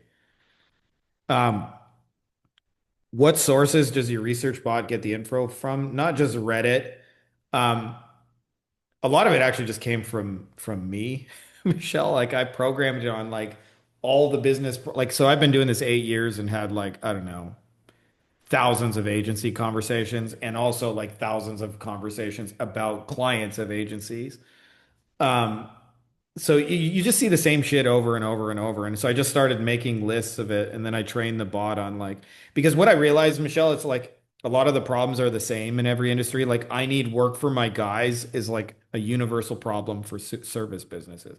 But the guys or gals or whatever, they look different depending on the niche. So, you know, if it's a plumber, they're looking for their crews. If it's a dentist, they want the hygienist. If it's an e-commerce store, it might be their virtual assistant. So the guys have different names, but it's kind of always the same problem. So what I started to do is like just program all the problems into it and then go. Um, so a lot of it actually first just came from like these are just real conversations we had. Where will this recording be posted? Yeah, I'm going to put it on YouTube, Dwight. Great info on validating demand. Thanks so much. That's the biggest thing that we're doing, Michelle, is before we build it, we're validating demand. I'll tell you guys kind of a painful story for me personally, but it's a real story. I was sitting with a buddy. This was like, I don't know, like 20 years ago, and I'd just gotten into SEO and I was really good at ranking websites. And that was like the only marketing skill I had is like I knew how to manipulate Google. I didn't know how to sell. I didn't know how to make offers. I was like, I could make a basic WordPress website, but I knew how to manipulate the fuck out of Google. That was like my one skill. And a buddy of mine he had just become a mortgage broker, and I was like, how's that going? And he said to me, he's still a mortgage broker to this day, like 20 years later. But he said to me, he said, it's good, but it's kind of a pain in the ass because I have to buy these leads. And it's like the only way for me to generate business right now. But he's like, they're not exclusive leads and they sell the same mortgage broker info 20 times. And I'm paying like 30, $40 a lead. So like I was an engineer, so I did math. I'm like, you're telling me one person's contact info is worth $600 to $800, like reselling leads? I was like, say what? So I got this idea that I would create a mortgage search engine where you would go there and put the details of what you're looking for, and it would um, output all sponsored listings, and those would all be paid $30, $40 sort of transactions for me. And I spent 14 months ranking it. I worked my nuts off. Like even back then, mortgage keywords were really, really competitive. And when I finally got to like number two in the search engine where I was getting real traffic, not one person filled out the form, not one human being. And I consider it like my worst failure in business because I basically I didn't have chocolate. I built something that nobody wanted because I was like solving a problem. Like nobody sat in a cold sweat going, where am I going to find mortgages? They're like literally everywhere. You go to the bank, they're offering it to you. Mortgage brokers, you go look at a piece of real estate.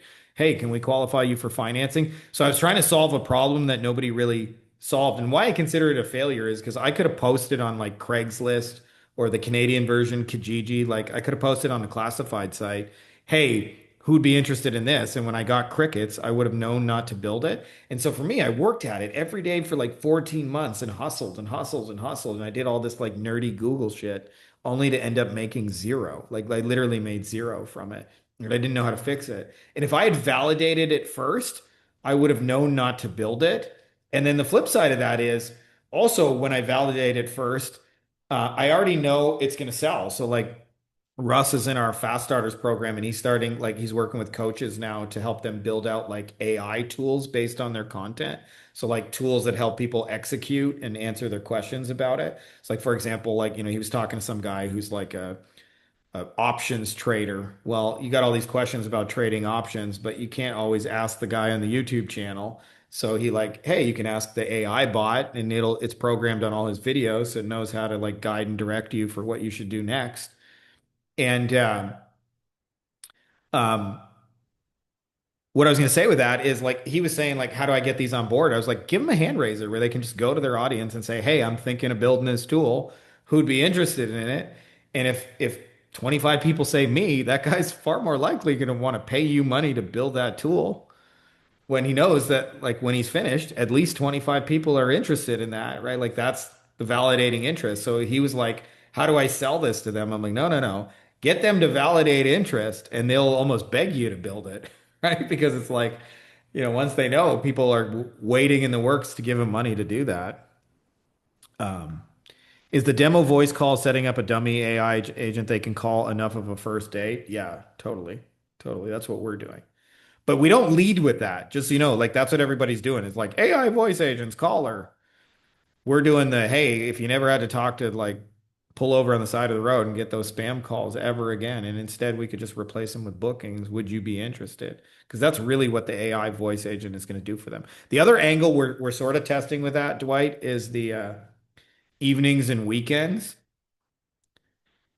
Um, so evenings and weekends, like, hey, you're doing a great job answering your phone. But what happens when people call you Friday at 9:30?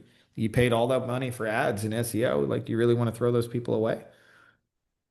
Um, Here's an example of some messaging I'm sending on LinkedIn. I help roofing teams recover missed revenue from old leads and tighten follow-up. Mind if I share one quick idea that booked an appointment for? Would love to connect. Hi, Doug. I've spoken to. Um, Hi, Ryan. Many roofing companies that generate a lot of leads lose opportunities when older leads stop getting follow-up. Here's a 2-minute video. Yeah, so I'll tell you, Mr. Spec, if I was going to tighten these, first thing I would do is remove the word I. If you start with I help roofing companies, like it's about you and they're not going to care. Um, the format that I've always used is like I start with like saw or noticed. Um, saw you guys are serving all of Chattanooga County. Like that's about them. And then say, in your case, if they're old leads and tightening follow up. Um, so their team doesn't have the bandwidth for long-term follow up. I would say not even the bandwidth. Like roofers don't want to fucking do follow up. They want to climb on a roof and bang in shingles. That's why you became a roofer, not so you could do marketing follow up. But I'd just be like, how many half-finished estimates are your guys not calling because they're roofers? What if I just called those people for you? Like, would you be interested in hearing something about that? Like, that'd probably be the kind of general angle I would probably try that. Frankie's friend list is entirely fake girl profiles. Yeah, totally. Say they always have one profile and they often have like two first names. Like, I don't know who's teaching that strategy. Sam Carlson and I get a laugh about it, but we get a lot of it. Thanks so much for all the info. I've bought a few of your products. I just can't go to a live event. It's all good, girl. By the way, just gonna throw it out there. We do have a live event if you guys want to come. Um, but we're really just the live event is working on the implementation of this. You guys are welcome to take this and go run with it on your own. Like I said, there's nothing for sale today, other than I'm gonna give you a gentle invite to come hang in person. I can see some people that already are. Jesse's coming there. Um,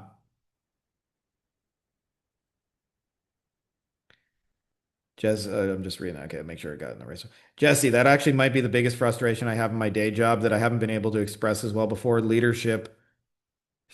I'll just stretch this out because it's like format weird for me. There we go.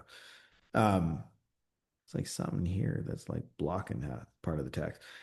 Leadership has us building peanut butter cake and strawberry ice cream when we have no idea if the users really want chocolate. Yeah, totally. Software people, because I know you do software stuff in your day job, like they're notorious for that, like building features that nobody fucking asked for, and like they think it's awesome. Um, I don't think high level like GHL is a perfect software, but I'll tell you one of the things that they do really, really well is they build shit that people actually ask for. Sounds like a small detail, but it's not. Right? It's like, you guys need this shit. But yeah, software people are notoriously guilty. If you have no audience, how do you validate interest? Are ads the best way? Ads are our way. I typically, John, like what I'll do is I'll add a few hundred of the people to at least have somebody to validate. So like if I'm trying to sell to dentists, I'll go in dentist community and find active buyer dentists in those communities and I'll friend a few hundred of them. And then I'll post from my personal profile. to the dentist to see who's interested. I usually only turn on ads personally to amplify shit when I know it's going to work, or if I want to use hand raisers and use money to like validate it faster. But there's more than one way to do it. But like a lot of times people ask me this media, that media, should I do it in email? And the reality is, any way you can realistically put it in front of a dentist is valid or whoever you're trying to reach. But like a dentist won't fundamentally give you a different answer on LinkedIn. Like a lot of times people ask me questions that sometimes make me scratch my head. They're like, I sent this offer on LinkedIn and nobody responded. Should I try cold emailing it? And I'm like, did they actually see it on LinkedIn? And they're like, oh yeah, they saw it. I used the sponsored InMail to make sure they saw it. I'm like, well, then they don't fucking want it, right? Like you sent this to 1,000 people and not one person said, tell me more about it. Like you need to change the angle. Like that's them telling you what you just said to me is not chocolate. Um, See you, Kyle. Kyle's got another meeting, live event. Yeah, I'm going to LA. Looking forward to it. It's gonna be gangster. Just bought your book, Sheriff. I will eat till Sunday. There you go. Appreciate it. The gatekeeper for roofers always says they have the follow-up really dialed in, which I know is bullshit because 40% don't even answer their phone. Yeah, Jason, we talked about that. So interestingly enough, if you sell follow-up and missing calls, Eugene Schwartz talks about this in Breakthrough Advertising, but he says the levels of market awareness. He says most people are not um, like when they try and write messages, they're not really sure where the market is at. And he says you need to know like there's different levels. So there's like, are they problem aware? Are they solution aware? In fact, one of the reasons why like selling client stuff is easier than selling your own is because client stuff is solution aware. So like for example, if you get hired by a plumber, people know what a fucking plumber is. They know what a plumber does. They know how to find one, right? They're solution aware. So like it's a very simple, direct, just make a fucking offer. Hey, we'll be at your house faster than the other guy, and we will put everything in writing, and there'll be no hidden fees. Like that offer will work, just so you know. Um, but our stuff, sometimes they're not even problem aware. And in your case, they're not. So like I had a real example where I was talking with an attorney and they said the line, like my mentor Ken and I used to laugh about it, but he said, I close 100% of the cases I get. He said, if it's a case I want and they call me, I get it every single time. Now, mind you, like they do have higher than average closing rates because they got a really easy, you don't even have to pay unless I win money kind of promise. But like you said, like half the time these fuckers don't even answer their phone.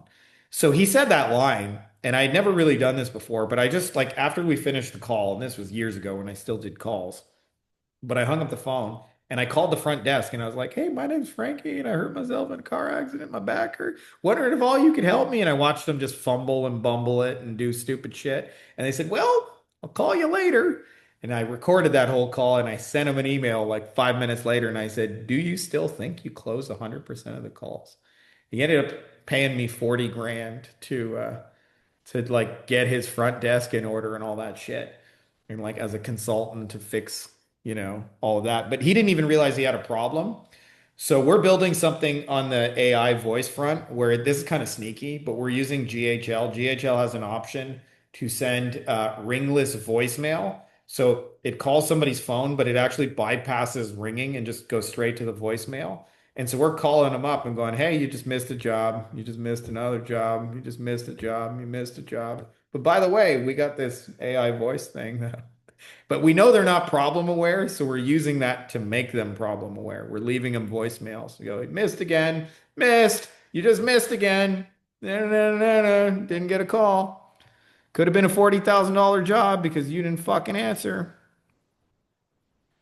Yeah, I will have another live event. Part of it, so Dwight, um, because where I live in La Paz, La Paz is like beautiful and it's amazing, but it's always like it's a real bitch for me to get anywhere because like it's a tiny little regional airport.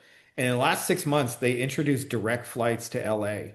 So LA is the one like US city I can get to in 2 hours with no bullshit. And I ended up posting, hey, I'm thinking about doing a live event. And I listed like three, four cities I was considering. And I was like, which one of these would appeal to you most? And the greatest number of people said LA, which is like, that's a hand raiser too, by the way, just as a little side lesson. But but I'm like, fuck yeah, that's the one place I can get to. That's not like a real bitch for me. And I have like, cool friends in LA. So it's like it's a double whammy. It's like I get there easy. So I plan on doing more for the simple reason that LA is not like brutal for me to get to. I leave 10 minutes from my house. I get on a plane in 2 hours, I'm there. Like, I got invited to speak at a conference in Arkansas, and I had to go from La Paz to Mexico City, and then I had a layover for like 3, 4 hours there. And then I went from Mexico City to um, where did I go? I don't know. It was a major hub.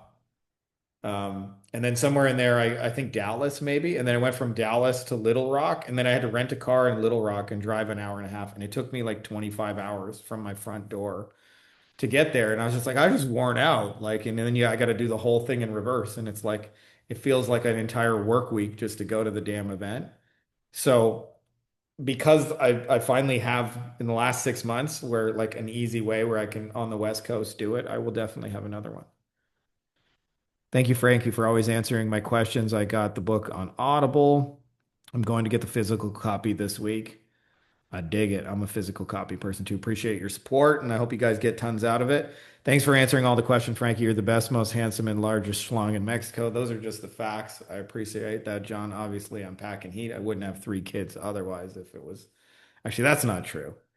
The Asian stereotype, there's a billion Asians, right? So maybe I'm secretly not, but I appreciate that.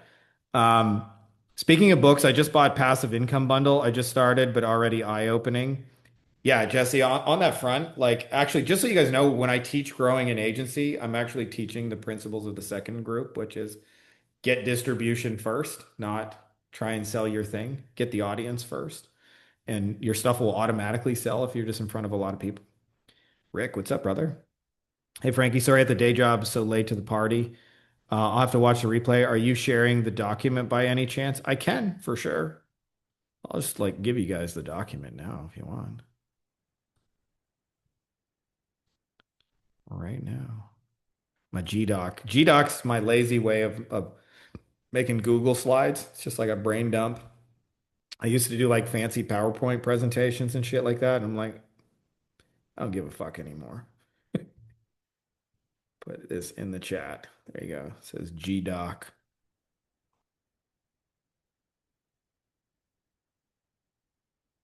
Oh, doo-doo.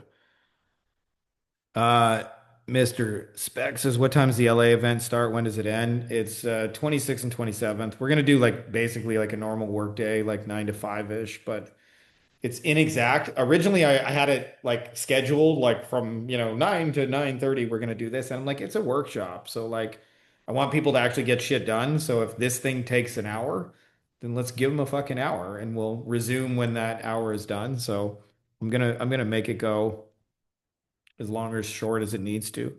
Feel free to do a live event in Australia. I've actually never been to Australia, Grady, but I should. I should. I think we actually got enough people, just mastermind folks down under, that I think I could like realistically make it happen. Can you target specific people on meta ads, like showing them different ads that you want them to see? Sure can. Sure can. I mean, there is some nuance to that because Facebook is taking away targeting, and it's getting harder and harder to show ads to who you want to, and it's more and more just the algorithm is picking for you. But there's some things you can do. Like one of the things you can do is just call out the person in the ad, "Hey, plumber with a team of 6." Facebook is smart enough to actually know who the plumbers with a team of 6 are. Um, and then also you can do custom audiences. So like I build my own data sets. Like these are all the people I know spending money in this industry. And then I take that data and I upload it to Facebook and I'm like, I want to run ads to these people. And then once we get hand raisers working, we do what's called a lookalike audience going, bring me more people like the ones who just responded to this. So like we do a lot of that. You have a book on getting an audience first? Yeah, Michelle, I have a second book called Passive Automated Recurring Income. It's not necessarily on growing an agency. And like just being real with you, Valerie knows my baby mama. I see Valerie's face. Ilka B. Um, we were getting it on before we had kids, right? So like, obviously we got kids, so like we were, humping like jaybirds kind of thing. And I remember we just post orgasmic bliss, we had the idea of passive automated recurring income. And it was such like just even the phrase, I just like I didn't know it would become a book. But I realized that not all money is created equal. So money that is active is less appealing than money that's passive because you got to do shit. Money that's automated is more appealing than money that you have to like invoice for or ask people to pay you for. So like I have tools where every day, like, some automation is collecting thing. You got a commission for this. Like I just get notifications. Most of my inbox these days is just notifications of payments. Recurring, obviously, if you do something recurring. And the short of it, Michelle, is there are all kinds of people that either A, build audiences and have no idea what to do with it, or B, um, know what to do with it and just don't have time. So like I'll read you a message from Ryan that he sent me um like yeah last night. He said, so he sent me a screenshot of like conversations he's having. 50K person Facebook group of US based business owners. No spam. It's actually really high quality. Dude that owns it has no idea how to monetize it. I'm having this conversation after reaching out to 4 people. After 7 years of getting my income through cold outreach, this is easier than taking candy from a baby. That's what he sent me yesterday. And what happened is in his case, there's somebody who spent years and years building a 50K Facebook audience, and they don't even have one single idea for how they would monetize it. So here's the thing, right? Like that's useful to know. So I built tools that do this, and you guys are welcome to have access to those. When you get to that book, just message me and I'll send them to you. But those people are already buying shit. It's not as if you have to create products. You actually just more detective work. If you figure out what they're already buying and become an affiliate of what they're already paying money for, like you can walk into a group that ain't yours, say, hey, I got some ideas to help you monetize it, sell some shit that also ain't yours, and you start monetizing it almost immediately and create revenue streams. And there's no fulfillment because it's not your product and it's not your group. And there's what's happened in the last 10 years especially is that for somebody to get rich and famous, all they need is one of these. And because of it, there's all kinds of people that have built audiences and have no idea what to do with it.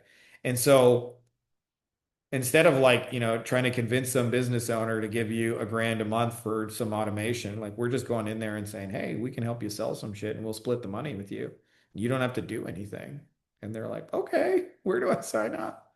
And they actually did all the hard work. Like in this case, the building the 50K group was the hard work, not the making them a one sentence offer going, hey, would you guys be interested in blank?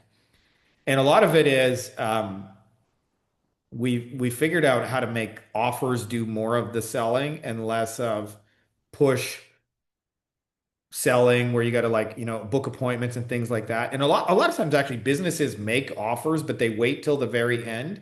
And so if we extract the offer and just make it more upfront, like more people will buy it. So I'll give you a small example of this. Um, sorry, let me just write down a little note. Um, so Hitesh is in our mastermind and he works with financial planners.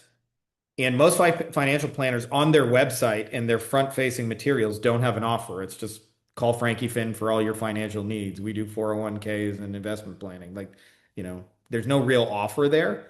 And so what I asked him is like, what are most of your clients discussing in those sessions? And he said the number one thing they get asked about is like putting money away for college for their kids. Like, hey, my kids might want to go to Harvard. I got to start planning for that shit now because that shit ain't cheap.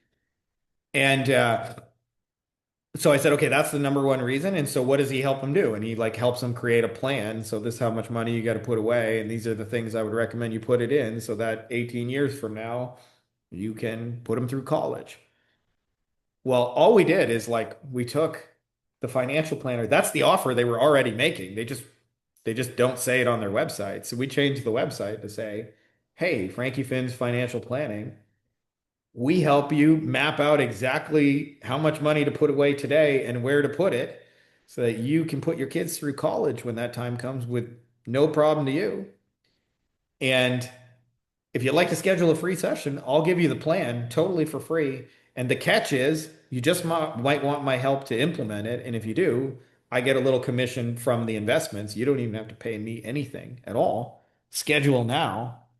And just that little shift from book a session with no real reason attached to it versus this session will help your kids go through college. Now there's a promise and an outcome attached to it. Like that alone, like massively lifts the amount of people that are willing to book.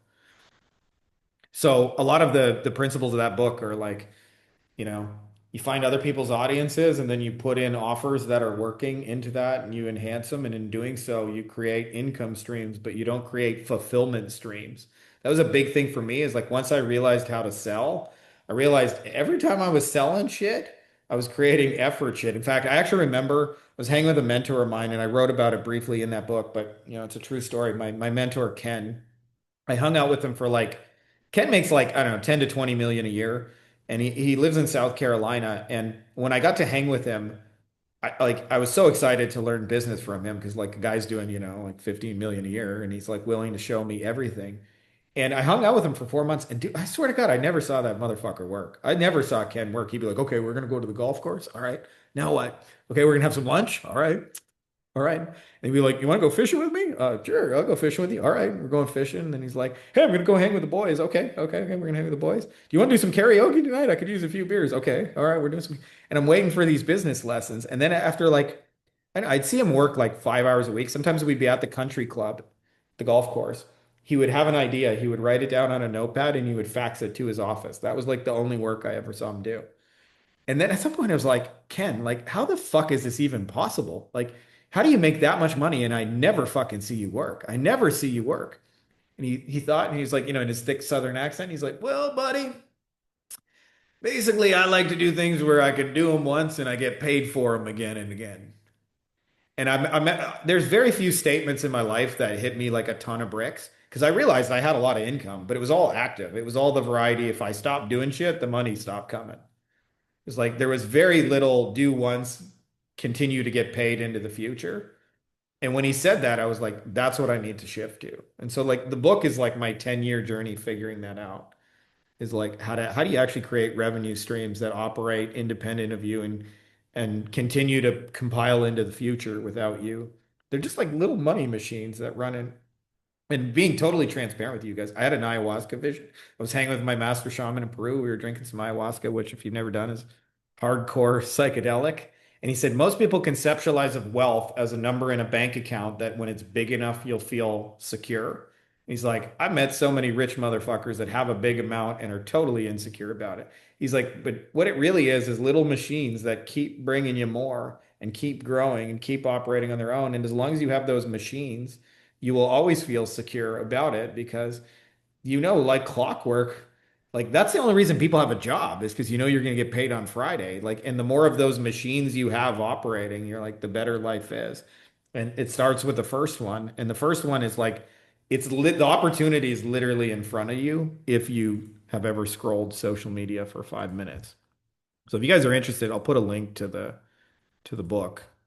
You can check it out. But like, it's been a 10-year journey. And unlike agency stuff, just being real with you guys, I don't feel like I have the level of mastery um, that I do over agency stuff. Like, you could wake me up at 3 in the morning, talk about agency stuff. I'm still figuring out this deal making shit as I go, but it's like, it's a lot of fun. Okay. Sorry, just scrolling up. I missed some comments.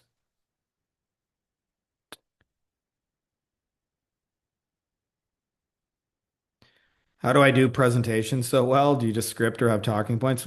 I practice a bunch of times. Well, I appreciate you saying that. I mean, you know what's funny, John? I actually don't think I do shit well. I actually remember like when I first got started online, a friend of mine had written a real estate course, and I knew the theory, but I'd never done a deal. So like I read all the books, and I was like a book learner that had never done a deal, and he'd actually done deals. And he's like, you should talk about this shit. And I remember saying to him, I'm not any good at video. I'm not any good at presenting. That's 20 years ago. There's a lot of practice that's gone in that, 1,000 videos and stuff like that. A lot of it is just like for me, it's just lived experience. Like, I don't know. I can talk about this shit because I've been doing it for so long. Do you have recommendations on learning meta ads? Should I consider UpHex? I'm a big fan of UpHex and what Sam has built. I think it's a shortcut to just sell people chocolate. So um, depends. Like so, there's different branches of learning meta ads. There is learning meta ads for getting yourself clients. There is learning meta ads for fulfilling in terms of getting your clients business. And there is learning meta ads for selling like physical products like e-commerce. And even though they have a lot of the same principles, there are a lot of like big details that are vastly different. So before you learn meta ads, like figure out which one of those you're trying to use it for. I think the most complex of the three that I mentioned is learning meta ads for yourself to get clients. And so I actually don't know any resources I would direct you to on do that. I mean, we have some stuff in our mastermind and I'm happy to share with you guys, but it's complex because like I said, when you sell your client stuff, they're solution aware. So like when you got a plumber or a yoga studio owner, like people know what a yoga studio is. Like your ad doesn't need to be that complicated. It just needs to be like, hey, we're doing a killer offer to get you to come try our studio. As where if you're selling a Facebook ad service for yoga studio owners, they may not be already problem aware, solution aware. There's more education, there's more steps. That's part of the reason for the nuance that's different. But if you want an easy way to sell Facebook ad services, like UpHex is for sure the shortcut. Where's the link for that book? I just put it there. As a software developer, do you think I should focus some time on building useful tools that I can market? I have some business owners asking me to do such a thing, but I put it lower on the priority list. I would specifically do a hand raiser and validate it. If I could build you a tool that did blank, would you be interested? If one person is interested, usually there's 1,000 other ones in the same situation who would want it. I always, before I build shit, because I've had stuff over the years where I spent a lot of time building shit that I thought was awesome, only to find out that I was the only one who thought it was awesome. Now I do the opposite. I go, how can I put this in the marketplace and validate interest before I do anything? So like I rarely, you guys, like if you're in my Facebook community, you'll see me do hand raisers like 20 times a fucking month. But the reason is I don't want to build shit if nobody's interested. Even this training, by the way, was a hand raiser before it was a thing. I was like, I'm thinking of doing this. Who would be interested? And if nobody was like me, then I'm like, fuck that. I ain't gonna do it. Like, I'm not gonna make slides in a presentation. Like I used to be the other way, or I'd make all my slides, my PowerPoint, get everything perfect, rehearse it 17 times, and only then could I announce to the world that I was doing this. I totally do it the other way now. I'm like, I'm announcing that I'm thinking of doing this. If there's enough interest, I'll actually do it. And then when there is, then okay, I guess I got to make some slides and do it. So like that's what I would do. It's just, hey, I'm thinking about building you this. Would you pay for that? Or would you want it? Do you know anybody else who'd be interested in that? Like I would validate that first. How can you do more content of screen sharing easier to learn from? I like YouTube content. Or hope you can do more content of screen sharing. Yeah, I could probably do some more if you guys dig that. Yes, please, for the second book, book two. So basically, we should not do fulfillment anymore and white label everything, right? I'm just saying, like, I actually, so what I call deal making is a business model that I couldn't even really explain to myself for like 2, 3 years. And I thought it was kind of crazy because I'm like, yeah, you're really just connecting A and B. Like I compare it to like as a kid, or not maybe when I say as a kid, but I was like, at the end of elementary school, we started having school dances. And if you went to the school dances, you would get out like half a day of school. And every dance started the same way. So like the first hour, all the boys are on one side of the gym and all the girls are on the other.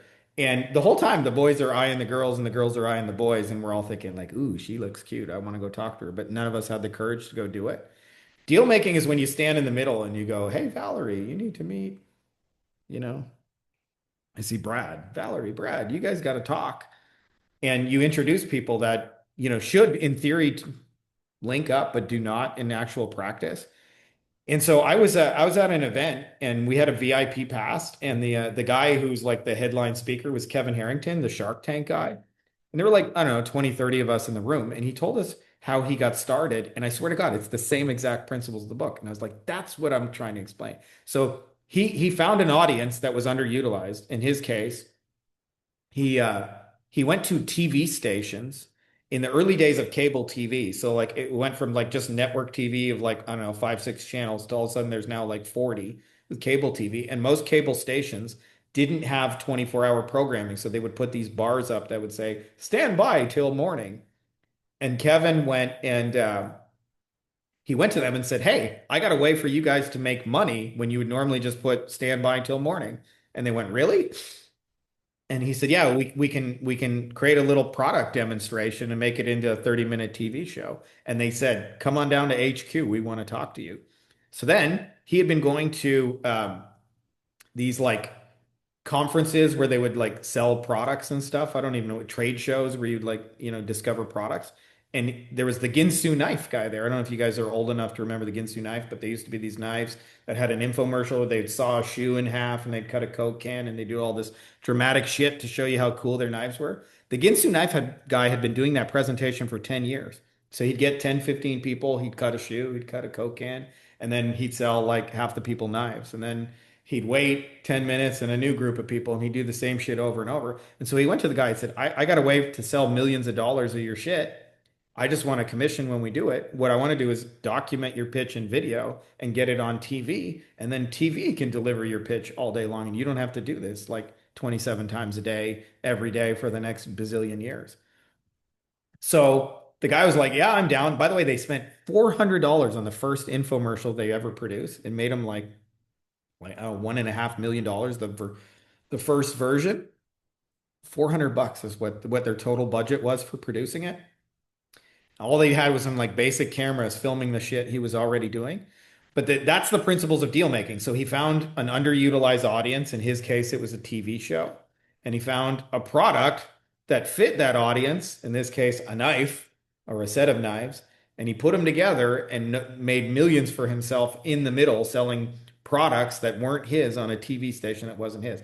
The digital version of that today looks like we got a person who's got a YouTube audience or an Instagram following or a LinkedIn community or a Facebook community. They got all these people who pay attention to them and they don't know what products those people buy, but those people are already buying products. And you go to the product person and say, hey, I would like to sell a bunch of your shit. And you take community and product and put them together and sales happen and you get a percentage of what you negotiated.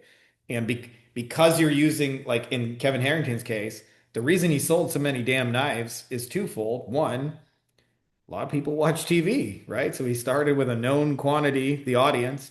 And reason number two was um, Ginsu knives were already selling. He like took a product that was already selling and put it with an audience that was known to watch shit. And he put two things together and just negotiated. And so it's an advanced level of way of thinking about it, but you don't have to do fulfillment if you don't want to.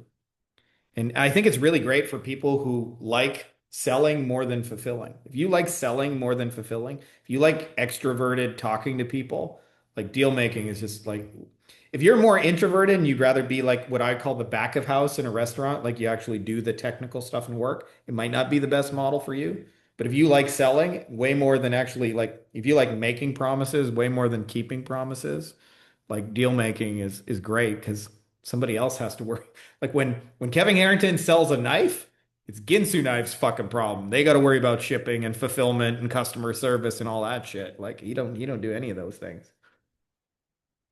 Does the book bundle cover all three Facebook group micro tools and royalty checks in 2 hours? Are those bonuses additional to the book bundle and their combo product? There's some combo stuff in there, Valerie, but I mean, you just shoot me a message. I'm easy peasy. I buy everything. Yes, I love you, my dear. Listen, I buy your books. I need to understand what you're offering. No, but Is you've taught it me so gonna much cool include the real estate other? shit over Stop the it, years. stop it, stop it. I've Is made it just gonna as much money include off your the, shit. is it gonna include the other two books you have as far as the book bundle? Like, you wrote two versions of your first one and There's then the some second. bonuses in there, like Okay, that do that I need to like order, please? Yeah. So do I click on the Facebook group part, AI micro tools and royalty checks, or are those in the book bundle that The is included principles in of the them are in the book, but like what ends up happening is the book itself is like it would be the NFL equivalent of like here's how to play football, and okay. then the like upsells are like here's a specific play, like here's Okay, how I to want the specific Frankie the Tanky yeah play. So just click on all of that. Okay, so I'm gonna click the first one that says the passive recurring audiobook and lifetime update, right? yeah And then click the three at the bottom, right? that's the one. I'm asking, that's what I need to do, right? To get the breakdowns. It's a little confusing how you have it outlaid. Yeah, That's I know, all. I know. It's Tell me what to click so we all know. We're trying click to all the support shit you you want to here. add. I don't know. I don't know what to tell you. Like All right, all right, the all right. ones I you got want, you. I add. The got you. ones you Say, don't, say don't. less. Say less.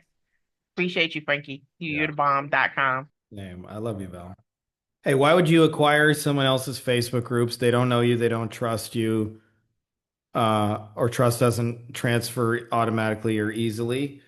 Um, I think, Michelle, on this, like, this is a really smart question. So I think 99% of selling online consistently is actually building an audience and building a relationship with them.